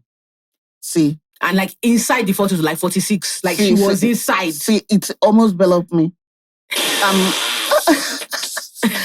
I'm 39. So when I said I was pregnant, everybody in family was like, what's happening? You can't. It's like you don't know what the time is. Your mates are wrapping it up. They've forgotten that they used to do. They've forgotten their childbearing years. So I can imagine how she felt. No, that one was feeling that thing. Also, she came into she's not the oldest, but she's not the youngest, and she's 12. She was 12 when her mom died. So that woman came into your life when you guys were teenagers, before she knew it, before she could do mommy. Her husband died. People have gone. And the husband has died. Husband has died, people have gone. So I think a part of her just felt like, I have to do this thing for myself. Unfortunately, she's being supported by you guys. Let me tell you the truth, you can't throw her away. You can't. She's your mommy. That's your mommy. She's your mommy, you can't throw her away. And the thing is, honestly, this explanation that you're looking for, but it's not coming. Yeah. The child is already here. Like, she's just like, okay, now that child is here, what do you want me to do? They should do baby shower. That's what I think. I think you should engage her in like, you're taking it seriously and see what she says. Because I'm sure it's shame that you're not allowed to talk. I'm telling you, she has been doing this process. When she messaged you guys that a child has become available, that child was already on the way to her house. Yeah. She just like, okay, now I'm informing you guys of crazy what's because going my mom on. is around. My mom is 58. Yeah, so I it's can't. pretty much Honestly, like I actually can't. If my mom shows up with a baby now, I actually won't be surprised if my mom shows up with a baby. Surprise will kill me. Surprise will. In fact, surprise will. It's just now I'll be wondering if she expects me to come from. No, surprise will actually finish me. I won't be surprised. I remember when my mom was going through that bout, when I cleared, she said she doesn't even know that. You know what was so funny is that she was now thinking in her sane moments that, what was I doing? What was my plan? She said that she just said, Chola. That the baby would have, like all those, the youngest sibling lives. Yeah. Like the youngest sibling is confused about who their parents are. Yeah. Because she said that she had already thought about that. She even told my dad that, even if I get pregnant, maybe when Jola is getting married, she'll carry the baby with My mom said that she actually, when her eye cleared, she was like, I can't do When you this think thing. about the complications. She forgets complications. My mom said, I can't do this thing. Pampers. You'll be running after. Nah. And at your big age, you want to be running after a small child. My parents did not have calm toddlers. We had energy. It's not easy. I just said that he would just be sitting, he'll be walking. Thinking about how. I remember that Kemi said she wants a baby. He would just say, how? It's like starting from scratch. And my dad used all his money to send his children to school. So he was not thinking, green springs again. To start now. And now that everybody's eye is bigger, my mom would have probably said saviors. He won't even know where to start. Sorry. No. I think some of it is just the shock of just be saying, Big Mommy, sorry, what's your plan? That's it. Big Mommy, what's your plan? Like, how do we want to... Like, okay, you have a child now. Or maybe Big Mommy is lonely. No, that's what I'm saying. She definitely is. For sure. And then when you just want to be like, okay, just tell us what you're like. Yeah. And 55 is not old. It's not that. It's not so old. That's my problem. It's not like old that she can't do it. I say if I show you my mommy's picture and she should carry a baby, nobody's going to say, she's baby. too... No. Yeah. No. Like my mom looks... People think we're sisters. Yeah. My mom... It's not that I'm actually not exaggerating because she's my mom. If my mother carries a baby, people you are not going to say, ask. Yeah. They're not going to say, is that your grandchild? They are going to be like, oh, your baby is so cute. So 55 is not old. Yeah. And if you've gotten it into your head that I was deprived of a specific motherhood experience, maybe she wants to experience it like that. I'm sure even, and if she's like me, if you can come and say, but your children in America, I said they can't beat me. They can't. So they just shout. They'll make. And the thing is, when they finish making noise, you will still stop. Look, it's a baby. Yes. I don't know what. Like, it's a baby. I don't know what babies we're have saying. enemies. They do. It's just like it's a baby. At the end of the bloody day, It's a baby. You're gonna come down to it's a baby. Yeah, like, it's just a baby. The thing now is that you don't start threatening her. You have a They'll baby. use videos you need to take care of yourself. Yes. Okay, she's like, how are we feeding her? Do you need help with a nanny or a night nurse? You know, all that kind of stuff. But the truth is that I know what she has done. And if she's Yoruba, she's going to say, okay, do you want me to return it? No. I can't throw the baby away. So... Exactly. I know when my mom does something that she wants to do. When me and my brothers are talking, she just be doing her face like this. I'm telling you, because they're just like, okay, like, I've done what I want to do. I'll still do what I want to do. Exactly. So like this discussion you're having, no, you and your siblings need to find the funny side of this thing. You do. Yeah. You do. You need to make it entertaining. She's taking it too serious. You need to make it entertaining for yourself, and you need to just accept that this baby is now you people's child. Even more fun. That means your sister can even, she now has so much she can even drop out. So look, this is you people's child, and like I feel like you guys should just divide the child's responsibilities amongst yourself. Yeah. You people are like 4. I counted like 4 or 5 of you. That's it. $200 a month. And is enough. Everything has set for that. Start doing trust fund. Put money in these pockets. Everything has set. Don't worry. Send baby clothes off. I'm telling you, don't worry. Your older sister, she has a 10-month-old. All the one that one has one. Yes, send it. As she's doing research, everybody she'll be telling Big Mommy, as he started doing this, is he holding his neck? Thank you. When you guys will fight, your sister will be saying, sleep training, child clinical, and Big Mom will be looking at you.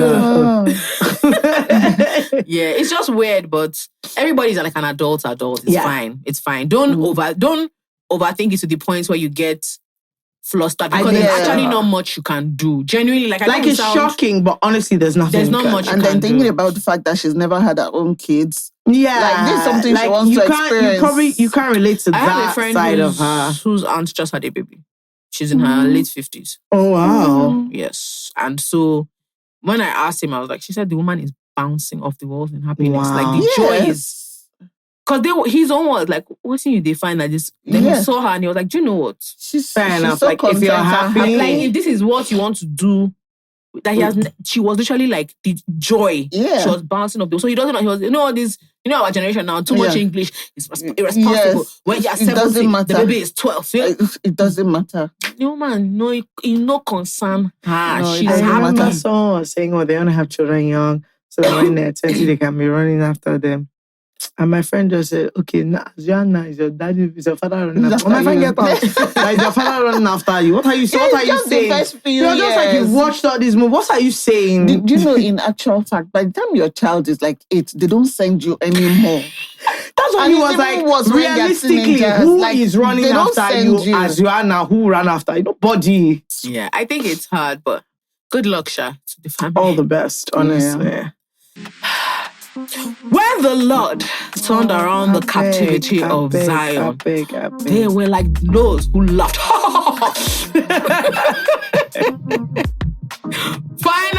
Finally.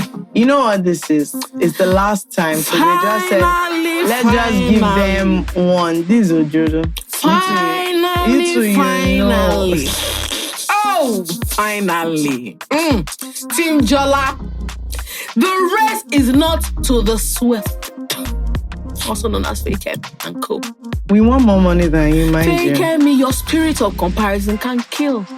We want more money than you. Your spirit. More people want than you. For longer than you. Do you know what I mean? Christian! A broken clock is also right. Christian, I greet you is specially. Is it once or twice a day that the broken clock is from right? Team Sorry, Jolla. Just a quick one. That you are an illiterate is not my problem. Okay? It's not your foolish team that has not been making money. No, it's twice a day that a broken clock is right. But Team Jolla, somebody by the name of Christian has put to bed our shame. And I just want to thank you specially on behalf of not just me and my ops, but also Bamboo, for taking control of your life investing. So yeah, guys, we've come to the end. We have. Of this fantastic challenge. Finally, one of you people has won. We said, like, you know the thing about us, we're benevolent people.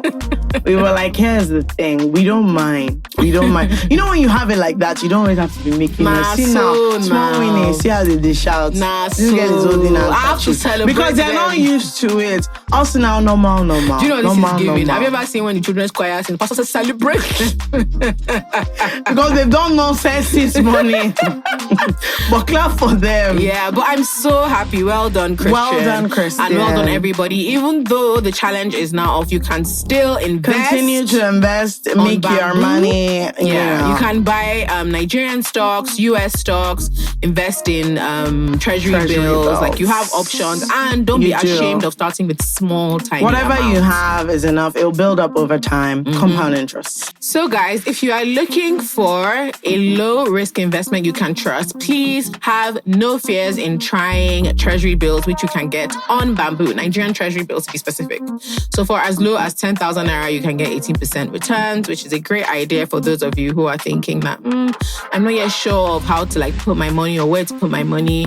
I'm a bit iffy about some of this stuff that I don't really understand. It's pretty simple. You can do your Googles and get taking control of your future. All right, guys, back to the episode. So, Sisi Yemmie, please, over to you, and please tell me, as in when you started, how was it? What were you thinking that you were just because it was so early? No, you don't know. I remember that kitchen. I remember that the way she used to do her. Now everybody knows all the 1 million and 1 house. Yeah. She just used to put her camera and when she see a lot of her side, she just say, this is mixed veg. I got this one in Tesco. Then she'll drop it. This rice is cheap, 80p. Then she'll drop. I remember now everybody, they'll say this, they'll put angle here. Put angle here. Now it's a full nothing production. Like that one, they just put the camera in one side and be cooking. Anything you see, take it like that. If I explain it, just use your imagination. What can you say? Yeah. Ooh, sorry. Well, those early days, it was just fun, actually. What made you start? I feel like this is something I've always wanted to do in life, because before social media or before even YouTube or the internet, I used to write newspapers for pen pals. And I used to respond to everybody. You know those people that used to write to newspapers like, I need pen pals, I live in Warri, I did this, I'm a student. And people would write to me. And you write back. And I will respond like handwritten to everybody. Then in church, they'll call my name. Because when you have letters, they'll call. So my letters were like in a box. And my dad would be like, so cool. What is so going on? And they would tell me about their lives. I will write an individual response to everybody. And then when social media came now, I was like, I was doing my master's. I was alone, bored. Where did you do your master's again? In Birmingham. Okay. So I was like... And Birmingham then, it's not Birmingham now. No. Then my husband, he was my boyfriend then, and he was like, she really like writing. And I used to write these articles I write on like social media. Yeah. I used to write them in those, what they call them? Is it A4 books or something? Yeah. And when people come to my room, you know the way they look at your pictures. You give them to be reading. I've written 10 articles. Read them. Tell me what you think about it. That's what I used to do. So he was like, transfer everything to something you call a blog.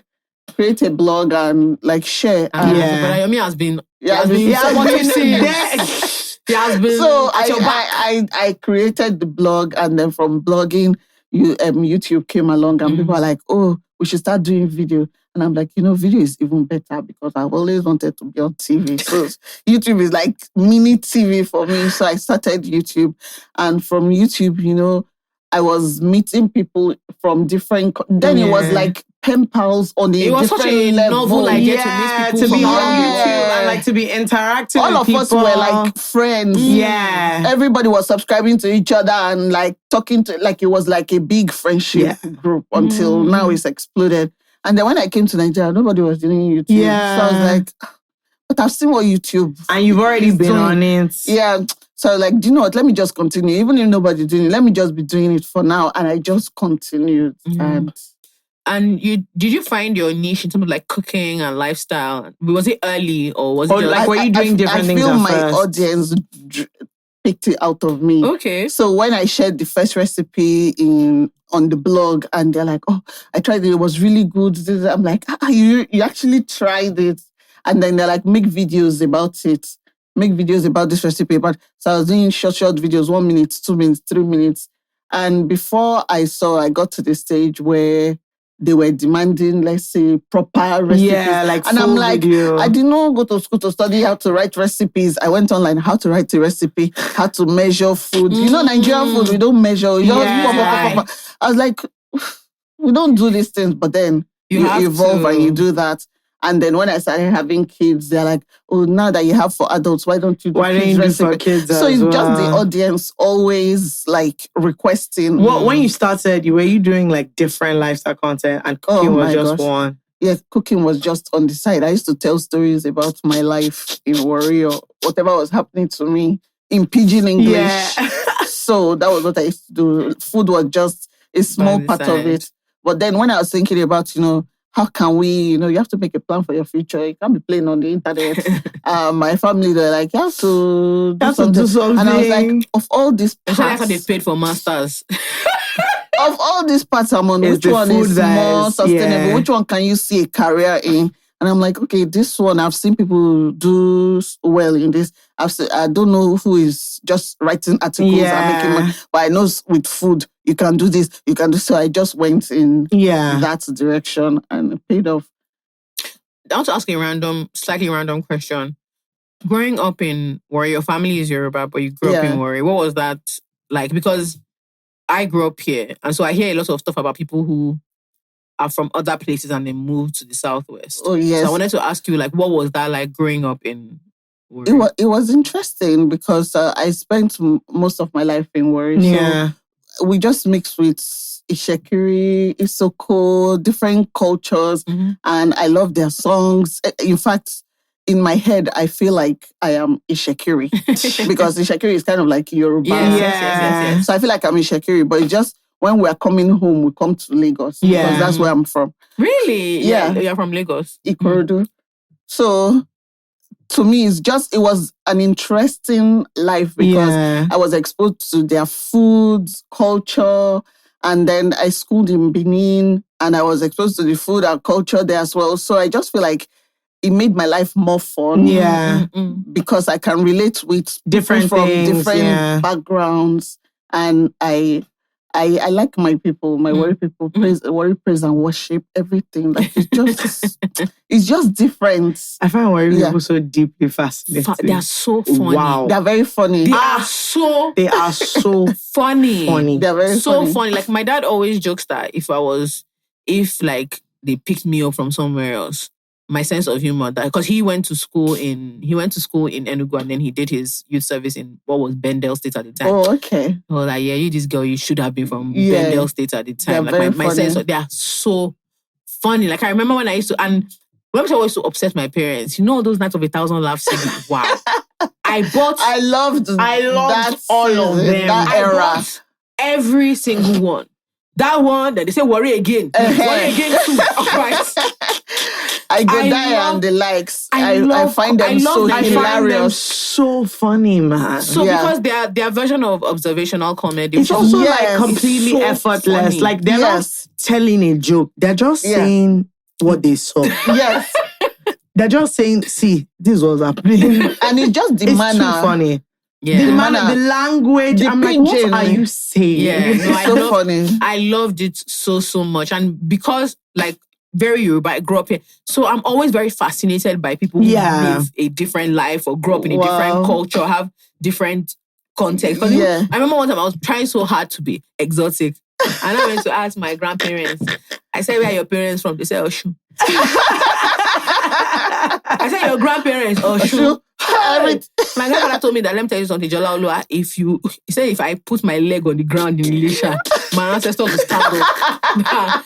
If you go down 10 generations back, they're from there. That's where they're from. I said, so nothing even makes. No mix. You know, some people say, they walk down from Sierra Leone. Nothing for you, my dear.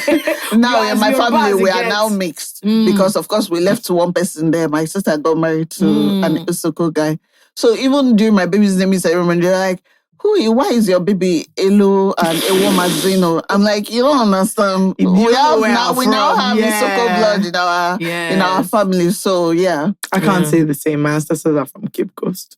Yeah, you are Ghanaian. So, but I just think it's really interesting. But then it also shows in terms of like a curiosity in your food. I think I really like about your content is that you don't feel obligated to like, you know, there's a thing where people mistake being proud of where you're from with being like not curious about any other thing and like only sticking to one way of doing things. So people will ask Sisi Yemmie for recipes and she'll go. You can tell she went to research. Like, this is not my thing, no. Yeah. Like, I went to find how they do it, where it is from. I experimented. And I'm also very big on making, like, recipes just the way they make it, where it's from authentic. If it does not...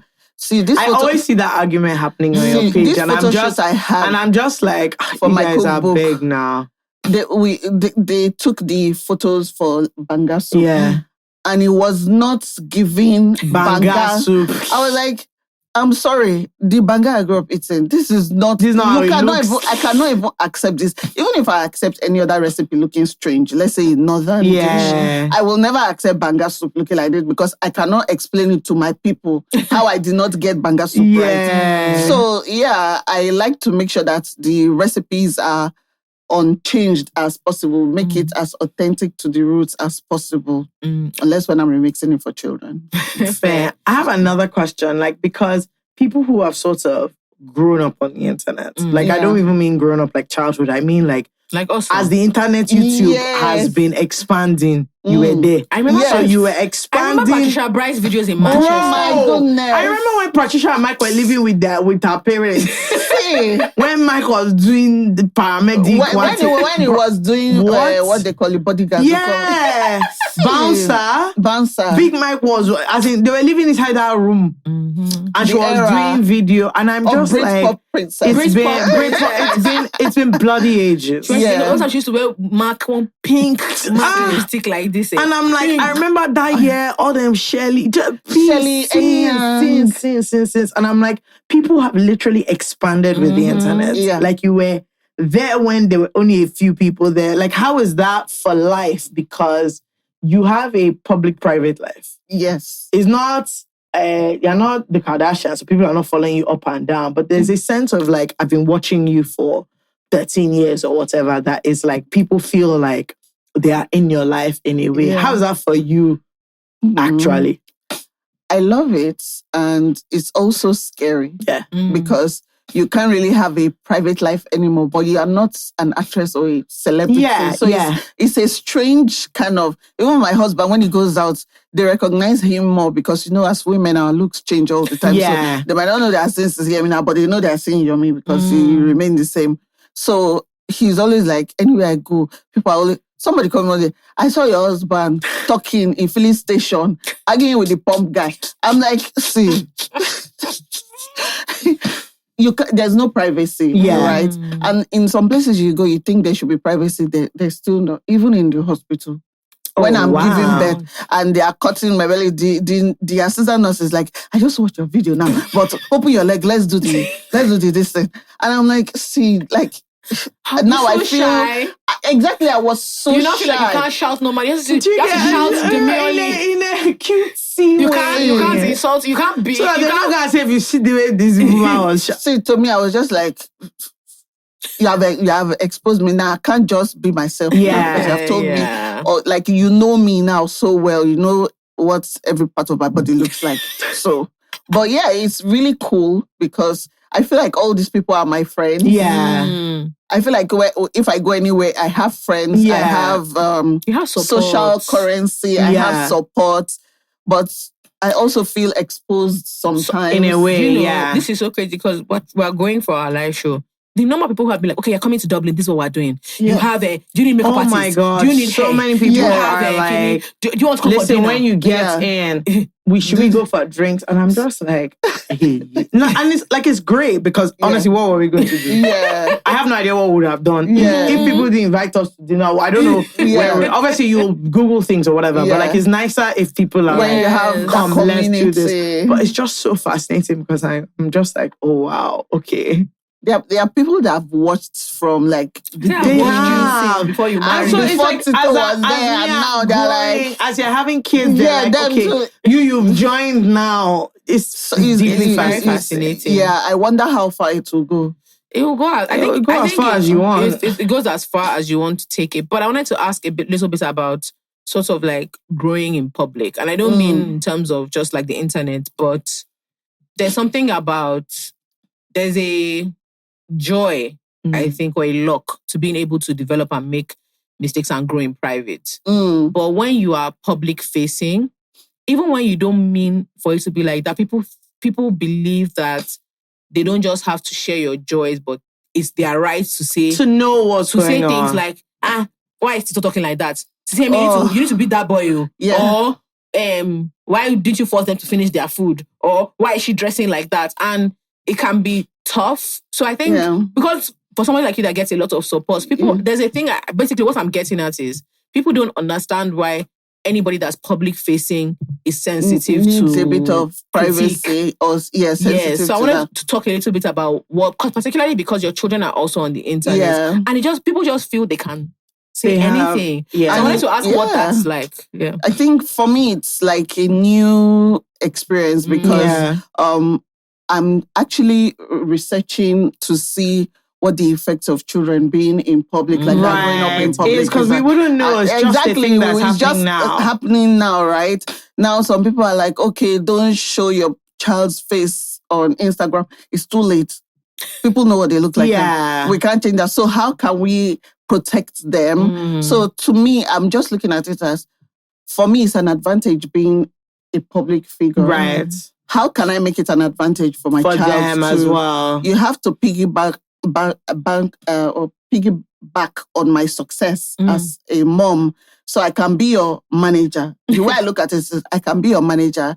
You probably have something that God wants you to do, and that's why you are my child. So I can help you with that. Me, I'm just in the preliminary stages. You are probably the one that has the gifts that I have to work with. So I just try to make everything work for their own benefit. Like my daughter now, she's doing ads and all that, and she's so happy to do it. Yeah, she has a very bubbly personality. And I'm like, I can't just cover this. I'm like, no, you can't be this. There are children that have done it and had successful lives. So I'm just trying to navigate as well while trying to learn to make sure that I'm not traumatizing them in any way. Do something. Forget about that one. Yeah. Because all of us complain about our parents. Because now there's some YouTuber kids that are like, oh, I grew up as a YouTube kid and this. And I'm like, hey, Jesus, what is all this now? So I'm trying to navigate as well, praying to God that please, do you even pay mind to like all these things people are saying, parenting from their comment section? Yeah, I do pay mind because sometimes like it takes for somebody to say something for you to notice. Really notice. Yeah. You might not notice something. Sometimes I put out a video and somebody like, I saw somebody doing something in the back, right? Yeah. You don't even think pick about up that. on And it. I'm some like, stuff is hard, you so noticed. Before I put a video out, scrutinize, and I think of all the angles that it could be wrong and try to fix it. And now I think it's all about being more intentional with what I share. There was a time I would just share, a weekly vlog, and it's basically everything I did every day, like no cuts, just everything I did. But now it's more like storytelling. I want to share something at the end of the day. So if, like I shared naming ceremony video, there are so many things that happened that day. I just shared a few bits. Yeah. The bits that I thought were important. So it's public information, but it is still private because you don't know everything. Yeah. Also, I think one of my favorite videos of yours is when your grandmother was bathing. You were like, I loved it so much. So her grandmother did the traditional, and Mama doesn't really speak English, so she was her and Fumi were having to translate, and they were like, "This is the sponge," and Yemmie was shouting when they bend the baby's hand, bend the baby's back, because obviously the mothers they might do it and don't break my baby's leg. Did not care, man. She was explaining how the baby will sleep well, like it's good. The baby passed through the birth canal, and a lot of their joints are stiff. You just want to make sure that they have they're good. You have to scrub it like so they don't smell. They have a smell that will stay. And you could see people from other cultures explaining fascinated by Japanese, I'm Korean. And we have this other thing. I think that video was very because the kind of comments I got on that video, it makes you realize why you do something. Yeah. I'm like, this is why I'm doing what I'm doing. Yeah. A lot of people are like, we're in the UK, we don't have experience with this omugo. I like that I could see how to do it. I'm like, this is why we create videos for things like this, not just random videos now for creating sake. Yeah. So now it has a purpose, it has more intentionality behind it. Hey y'all. Hi guys. How you doing? So MTN has something fantastic for you guys. Haji. Yes. If you're someone that loves like streaming, heavy duty 4K. Yeah, like you're a gamer. HD. You like watching all your like shows. People are testing internet speed. Yes. You listen to the podcast and you don't want to be you don't want to be seeing things circling around on your screen. Yes. You want everything to load up and move quickly. Then what you need is MTN's 5G router. Yes, you can get up to 1 gigabyte per second. That is 111. Boom. And you can play games, you can stream, you can do whatever you want. Like. But we personally suggest that you use it to listen to the greatest podcast on the planet. And it moves super quickly. Yeah. Once you just do like this, bam, you're in. Yeah. Where can they find you can get it at any MTN store or on the website. shop.mtn.ng. Yes. Happy streaming, happy listening, happy playing, happy 5G, happy watching, happy MTN. God bless Nigeria. Bye. Bye. Do you ever get tired of content? Oh my gosh. No. I was born to do this. If not for the restrictions, I would have been a Kardashian. Everywhere. Like I would have had camera following me now. Everything. No. If not for the restrictions. I absolutely love that. I love that. Like this was my dream when I was a child, but it did not exist. Yeah, there was no TV. There was no internet. There was no easy access to cameras. So like I feel like I am living in my wildest dream. That's so crazy. I love it. I love that you said that. Do you know that's my favorite thing? I love that you said that. When I was younger and they asked me what I want to do, I used to just imagine in my head that which job will I do that? I'll be at home with my children. chilling. I can go to work if I want. And if I don't want, I stay at home. And I was like, my aunt was like, you just want to be lazy. There's no work in the world like that. I see it now. And I'm like, now it's like... This is what you're doing. I love it. I really, really love hearing you say that. That's fantastic. Honestly, I wanted to ask about like becoming a mother because you'd always wanted to be a mom. Like you are not someone that was like, I don't think I want. I think I want. Like you knew you wanted to have children. But I remember when Sisi Yemmie said she had twins, guys. I laughed. I feel like the entire internet was like, I laughed. I was like, I just feel like everyone said because when she had her third child, you know, she said it on camera. Yeah. She's like the last. Never say never, right? Because do you know what it is to go back to your family and be saying, by the way, I could not even explain myself during the pregnancy. Of course, it was hard times. Yeah. I was almost crying every day because I would wake up and be like, what is my life now? Like, how did I get from one? I was 5. One of those people that were like, 2 kids, 1 boy, 1 girl. And I had it, 1 boy, 1 girl. It was perfect. And then when the third one came, I was like, okay, everybody has that extra one that comes, right? So I'm still good. But that jump to 5, it was like, God.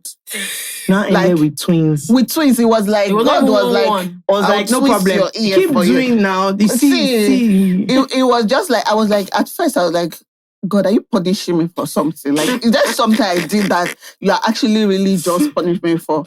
And then after a while, I realized that it was affecting my mental health. Yeah. I had to start. Yeah. Wow. And that was why I didn't share the pregnancy because I knew that people were going to comment like, so what are you doing? How can you have 5 children in this economy? Some people are doing 2. You are doing 5. I don't know anybody around me that has 5 children. Like, I don't know anybody. I mean myself. I can't. So, like, I was just like... Even, I didn't tell my grandma because my grandma, the last pregnancy, we had agreed that was the last. When she came to see the baby, she was like, but we talked about this. Do you know what it is for an elderly woman to be like, you won't know? She said, I saw. Ati just saw.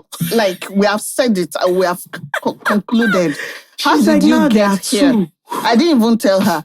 I just told them that they should tell her that she should come to the hospital. Yemmie said I was giving birth. She was saying something interesting, like a few months before the birth, she was saying that she was telling my mom that someone called her and said that she will be receiving twins in her family soon. So she should pray and she was like, it must be one of my cousins that just gave birth. Me, I just kept going like, you don't know that it's me. Because she never saw that coming. And when she came, did you saw? I did. Oh Lord, I never saw. See, when I went to the hospital what did you do when you found out that that day I was going to the salon? The salon people were late, so I was like, let me just stop at the scan place to scan and just check up on the development. And when the guy was like, okay, baby 1 is this, baby 2 is that, I was like, I looked around, I was like, I'm sure maybe my husband arranged with somebody to prank me because he had done that before. So I was like, of course, maybe it's one. I was like, doctor, don't you... I was like, doctor, it's like you don't remember me. He was like, I remember you now. I said, I told you I've had 3 children. He said, but they're twins here. Or this is the first time you're finding out that they're twins. I said, what do you mean they're twins? Like, I don't... It was like, those twins run in your family. I was like, no, I don't know any twins. And it was just like, on my way home, I was like shaking because I was just like, what do I do about twins now? Like, what is this? Like, it's now that I can look at it with humor. But then I was so afraid. I was just like, my life is over.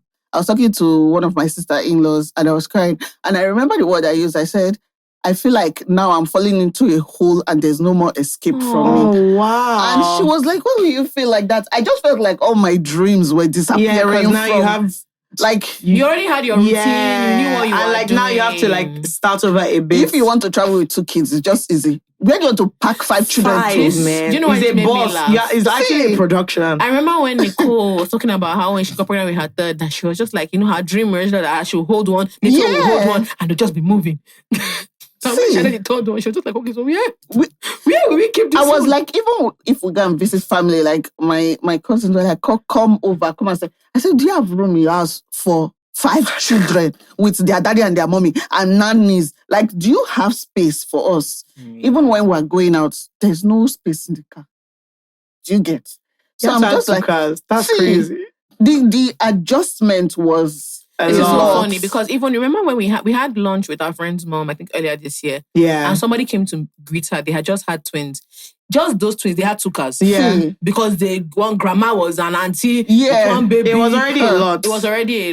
It's a lot. But I appreciate you speaking frankly so frankly about it. Because there's this assumption that once you've had children, you have no trepidation or more or negative feelings about having more, or that you've resigned yourself to just being of service to your children. Like you don't, there's a way Nigerians think of motherhood and like just this endless sacrifice. And it's like you don't care. You don't think you about want anything. to also have other things in your life. I think the thing is you have to actively fight for your dreams and fight for yourself. That's what I'm having to do. Like, and you can understand the fear because you're like, okay, now there's 5 I don't want to people. drown in motherhood. Yeah. Like, and then when my kids go away, I have nothing. Like, That's when you're now starting your own life. No, you people will follow me as I'm building. You're following me to build. And I wanted to speak about it because there are a lot of moms that are actually experiencing this. Yeah. And they don't talk about it because they don't want to be judged. Yeah.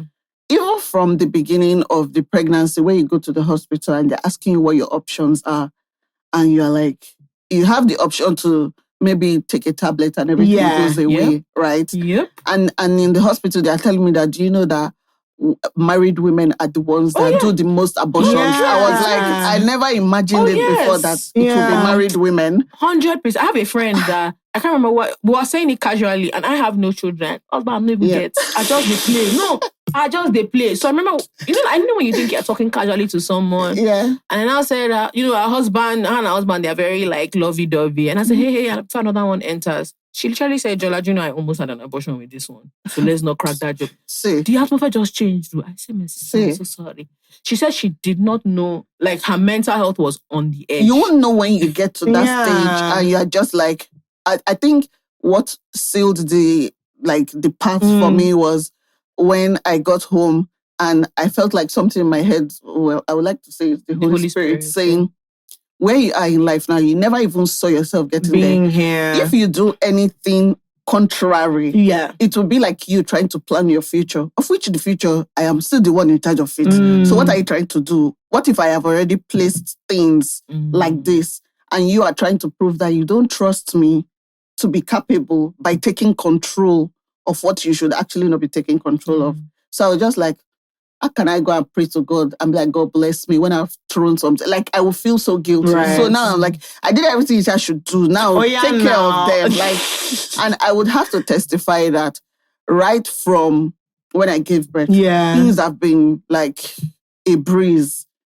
There's been divine provision. When you were like really keen to come on, and then, so we didn't know you were pregnant. So when we first asked you, we didn't know. Okay. And so when you said you are happy to come on, we had to move. Yeah. When I found out she had to, a part of me, I'm sorry, I know it sounds pretty basic. I was like, how does she have the like? Do you know that we thought that you would bring them? I thought you would say, oh no. I was supposed to bring them. Or even that you're not like, sorry. Like I was 100% when you came. I was like, where are the rest of But it's just that I sat down that I was like, what if there's no space for them to accommodate the kids? No, I promise you, when you came in, I was like... You're expecting the twins. I swear, I was like, where are they?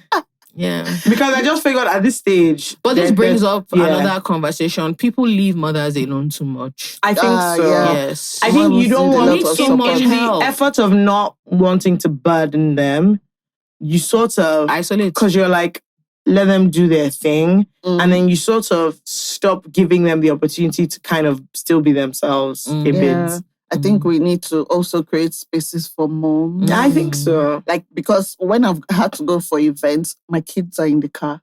Right. There's no space for them to stay. So they're in the car. If I'm there 5 hours, they're in the car 5 hours. So I was just like, I don't want to be doing that again. Like, it's all small and big things. Like I have a friend who I was showing in Manchester, she wants to come, but she has a baby, right? And the thing is, I've seen this baby in social settings. She's a really good baby, right? And now I'm trying to, like, I'm sending emails like, oh, sorry, is there a screen where we can backstage put the baby? So she can still watch the show, but she'll be... And it's a part of me just like sometimes, because she wants to have fun. She wants to enjoy herself. Her husband has already made... And you know, when you have children, you plan ahead. Yeah. So he has made plans. And she doesn't want to make him cancel those. And it's just small and big things. Or how if your friend wants to come to lunch with the baby, you are doing your face somehow. Yeah. Your attitude is somehow. So we can't drink. So we can't shout. So it's just like... Okay, even going to church, right? They put you at the back. So I'm at the back with all the other crying babies. Yeah. I'm better off sitting at home watching the pastor online. Yeah. So it's just those little things you realize that your life has changed so much. You can't even go and visit a lot of people because when you go there, your children are around and you don't know if the person is offended that there are so many children around. So it's... Yeah, someone came to visit us with her 3 children. And children, when they first come somewhere, they are pretending. So they are calm. And my parents like kids. So, after some time, they're just like... they just started up and down. And their mother was so flustered. She was like, oh, she won't be able to focus. I said, don't worry, when they fall down once, they'll see. I said, no, we don't have any issue with that. Let them fall. I said, what if they break something? I said, they'll break it. It's okay. Just let them, you see, and we heard boom. And the child just came quietly and the sister came back and sat down. I know when you are holding the child, my daddy said, okay, cry. Something. Because, genuinely, because you might be even thinking about, who ordered for 5 children to come and eat and play and say, I want to toilet. And it's so much because this one wants water. This one wants my house is filled with kids. This one, because even the helps I got now, they're also moms. And they have kids. What's that dynamic? It's like on this weekend, I had their kids and my kids, everybody's kids, so many children on the table eating. I was just like, wow, what is my life? Like, this is interesting. So, it's definitely a thing. Definitely a thing. All your children are small and they don't have discernment. So it's up to you to figure out their care. How did you decide on the kind of nannies or the kind of help? Especially also because you are public. And so there's an angle to who is coming to work in my house that most people don't have. Because it's like, okay, you might even already know me. So there's a different level of scrutiny that you even have. Yes. So I have someone that has been coming for a while. My older son doesn't really need... He's just always by himself. He has always been that kind of person. So the only time he's coming to you is, I'm hungry. He'll just come and be like, Mom, I care about you. And I'm like, what do you want? You want something. That's why you're coming to greet me or tell me you love me. You want food. That's why he says. My daughter... She's in between now. She can stay on her own. She's learning how to read. So she's into books, just in one corner, reading. Love it. That's her. My kind of babe. But the person that is running the household, oh my gosh, she's everywhere like a tornado, like everywhere. She wants attention. And I don't blame her because she was supposed to get the attention for a long time. She was the last child. Exactly. She was supposed to... 3? She's 2. Oh. So she was supposed to still be on the boobs. Yeah. On some days when she's crying, I'm like, oh, should I give you breast? She'll be like, really? Yeah, like, I'm like, no, breast belongs to the twins baby. Now. Like, you're a big girl now. Let me give you milkshake. Let me give you yogurt or something. So I just have to be very, very careful who I allow in my home and very strict with the rules, like no filming, no taking pictures of... I had a nanny that had to leave. She'll come, she'll tell my kids, I love you. I'm like, you don't love them. Don't tell them you love them. And my husband was like, what's the big deal? I'm like, because she does not love them. Tomorrow you will leave. And truthfully, in like 3 weeks, she was gone. Yeah. And before she left, what she told my kids was that she's going, she will come back. She didn't come back. They were so asking. My son was like, she says she's going to come back. I said, you are going to learn one of your life lessons now. That people are not what they say all the time. You can't say... She will be like, what's so wrong? I'm like, don't say I love you. Don't say all those emotional things because... The children take it to heart. Children take it to heart. And if you love them, you'll be here for them permanently. But you won't be. So do not do things. So you have to be very careful as a parent. Now I give them more activities. They've started taekwondo classes, swimming classes. They'll just be busy. Exactly. Let them. So the older ones are busy now while the babies are enjoying the attention. So we're just, to be honest, it's one day at a time. Yeah. It's why I love even your menus. You can tell that this thing came from like experience. Okay? Yes. I need. When Sisi Yemmie it was just her and her husband. You could tell because she was like, "Oh, what are we gonna eat today?" She just and now you're like, "See, you can do this thing menu. 30 minutes. If there's no menu, the house can fall apart in 24 hours without a menu or a full timetable. It will fall apart. I experienced it last week. I was just like, let's just freestyle. More noodles morning, noodles afternoon, noodles. I was just like, wow, what do people want? Bread and tea, bread and tea, bread and tea, bread and tea. I was like, this cannot work. Just because I do not go to the market one day. Yeah. This cannot work. We are going to the market. There is a routine for what people are going to eat. Yeah. It's really good for them. Routine for routine for every. If you check my phone, you see notes, today's activities, 12 o'clock to 1 o'clock. This is like... It's good. It's for the best. You need structure and you just need things, even for you. Because if it's not organized, everything is just going to get My husband was saying that, how do you remember those days where we just go from the island to the mainland and maybe when we stay somewhere late, we'll be like, we're not coming back home. Let's just chill somewhere. Really? I was like, if only we knew what was in the future. You would have enjoyed die. Now, strict structure. Yeah. And it's good for me because I'm learning how to be more productive. Yeah. It's funny how when you don't have so many things doing, you're not as productive. You're not forced to be productive. But now that so many things are begging for your attention, I've done 2 books in under 4 months. Like I'm more because I know there's no time. That, I have 1 hour. See, 1 hour. This 1 hour, I will use it.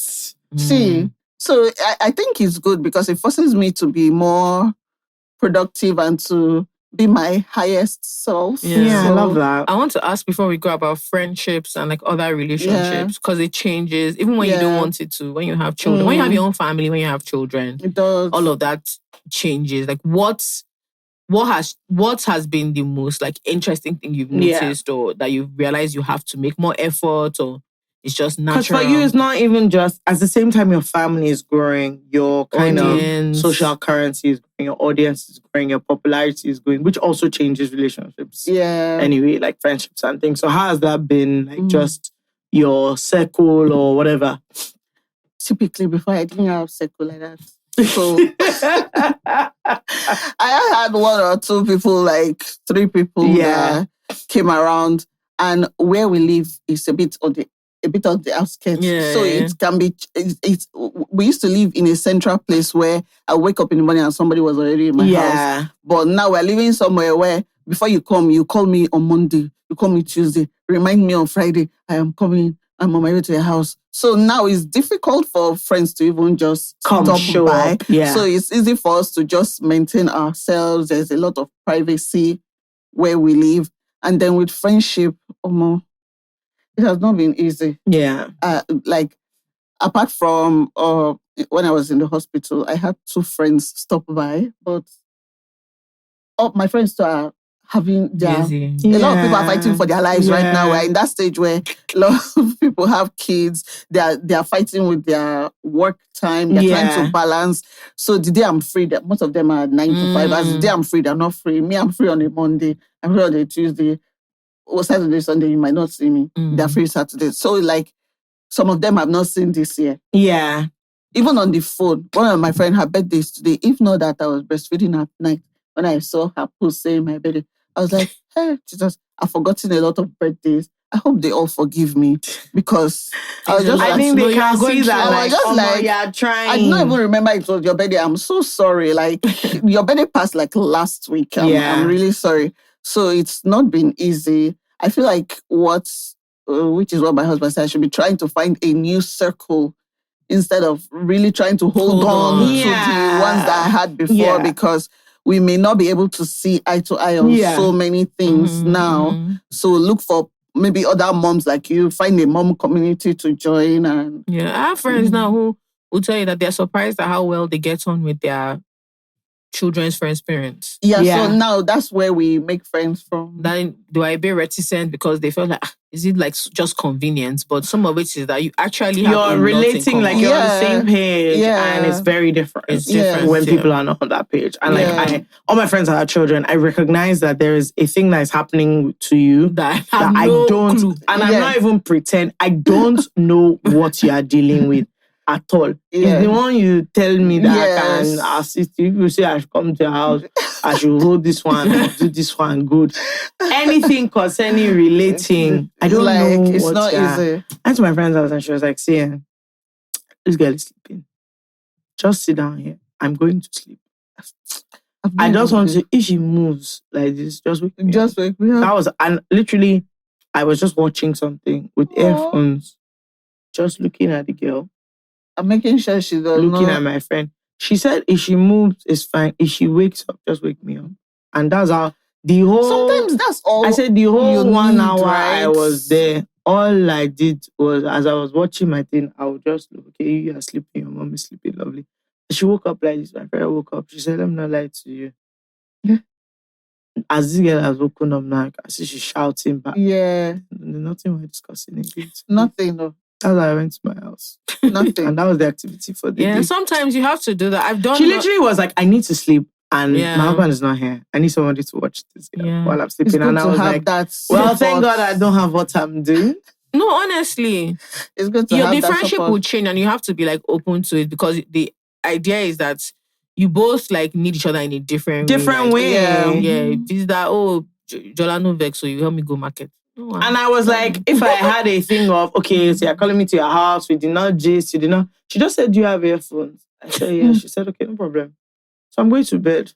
You stay here. If she wakes up, she will wake me up. And as she woke up, she was like, okay, thank you so much. Bye-bye. No, you have to just be obvious. Honestly, it was a lovely time. Because I was like, I'd rather you call me than not. At least now I've seen you. Yes. So I've seen you this week. Even though it was a short one. Yeah. I've seen you this week. Yes. It is of use to you. And like, cool, this is where we are. This is where you are. You just had a child. This is where you are. I think my own is, but my friends have kids too. Yeah. So that's the when difference. They come, it's like... It's plenty children. Yeah, tired. Collabo. It's just their kids. Nobody's sleeping. It's a lot of kids. I think that's the difference. You just have to... Because I was like, always... My thing was, at first, I was trying to be... let me know when you want to like go for lunch or come out and like do yourself. Coming out, and I just realized actually you just have to meet people where they are because even now they are saying go for lunch, all she's thinking is, oh my, so you want me to dress up? I've not slept. Like you want me to dress up? Now dress up. She's like, see, let's forget all this ones. I say, come to my house. Come, see, can you see things everywhere? They're just things all over this house. That is just that's what we're doing now. So you can come. Don't expect much. Yes. Finish. And it's fine. Yeah. At least at that stage, until the kids are a bit more independent. And independent. But thank you so much for coming, Sisi. Honestly, thank you for having me. I'm excited to be here to have something.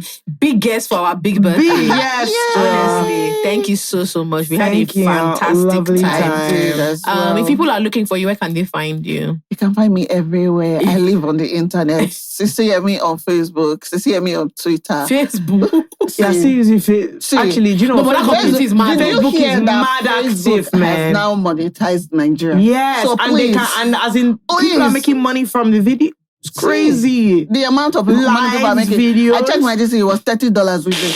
I said, boy, we should start working now. So you find me on Facebook, Twitter, Instagram, Threads, I'm there. YouTube is where I'm balancing. So find me everywhere. Like are you on TikTok? Oh yes, I love TikTok. TikTok is I don't even know how to explain it. Instagram is where I put my best self. Yeah. TikTok is for the child inside me. Honestly, it's so fun. It's so much fun. So fun. When I hear that there are people that don't have TikTok, I'm like, TikTok. What do you do with your life? I don't have TikTok. But here's the thing. I have too many friends that send me TikTok videos. Yeah, TikTok is amazing. No, but how So I can't comment to anything, but I watch it. No, she knows everything that's going on, Sha. We send her everything. There's plenty of things. TikTok is fabulous. TikTok is just like having your best friend. Like, so my fear with guessing it is that I will be on it a lot. You, Sha. I will. Lie. Let me know, I will. I should be sleeping. No, I will. And right now, I can't afford Last night, I was stuck for an extra hour. I was like, Jola, why are you going to And like, right now, I don't actually have the bandwidth. See, I was on TikTok last night. Even on the way here, I was on TikTok. But it just helps me, Sha. It helps me balances things. All right, guys. Thank you so much for listening. Thank you. You know what to do. Like and subscribe, share, comment, do all the important things. And we will see you next week. Bye. Bye. Hello, boys and girls. No hello. Okay. No hello for them. Okay. This is not for boys and girls only. Boys and girls. I want to ask you a simple question. Very simple. Why are 40-something% of you that watch this thing not subscribed? Very good. Is it fair? Very good. Is it other good? people's channels that you don't listen to every week, you subscribe to them. Free Look how we content. do for you. Do you pay? You come here, we make fools of ourselves every week. Having a great time. Subscribe early. I don't understand it. Why would you do that? Is it right? No. In case you don't know, no, it's not right. Okay, so now you see that button. Nobody will beat you. Okay, do you know what? You can even cover. Do it in a shy, mysterious way. So nobody will. Just, oh my God. Click on the subscribe. Oh my God. That's all. God bless you. Thank you so much. Thank you. Bye. Bye.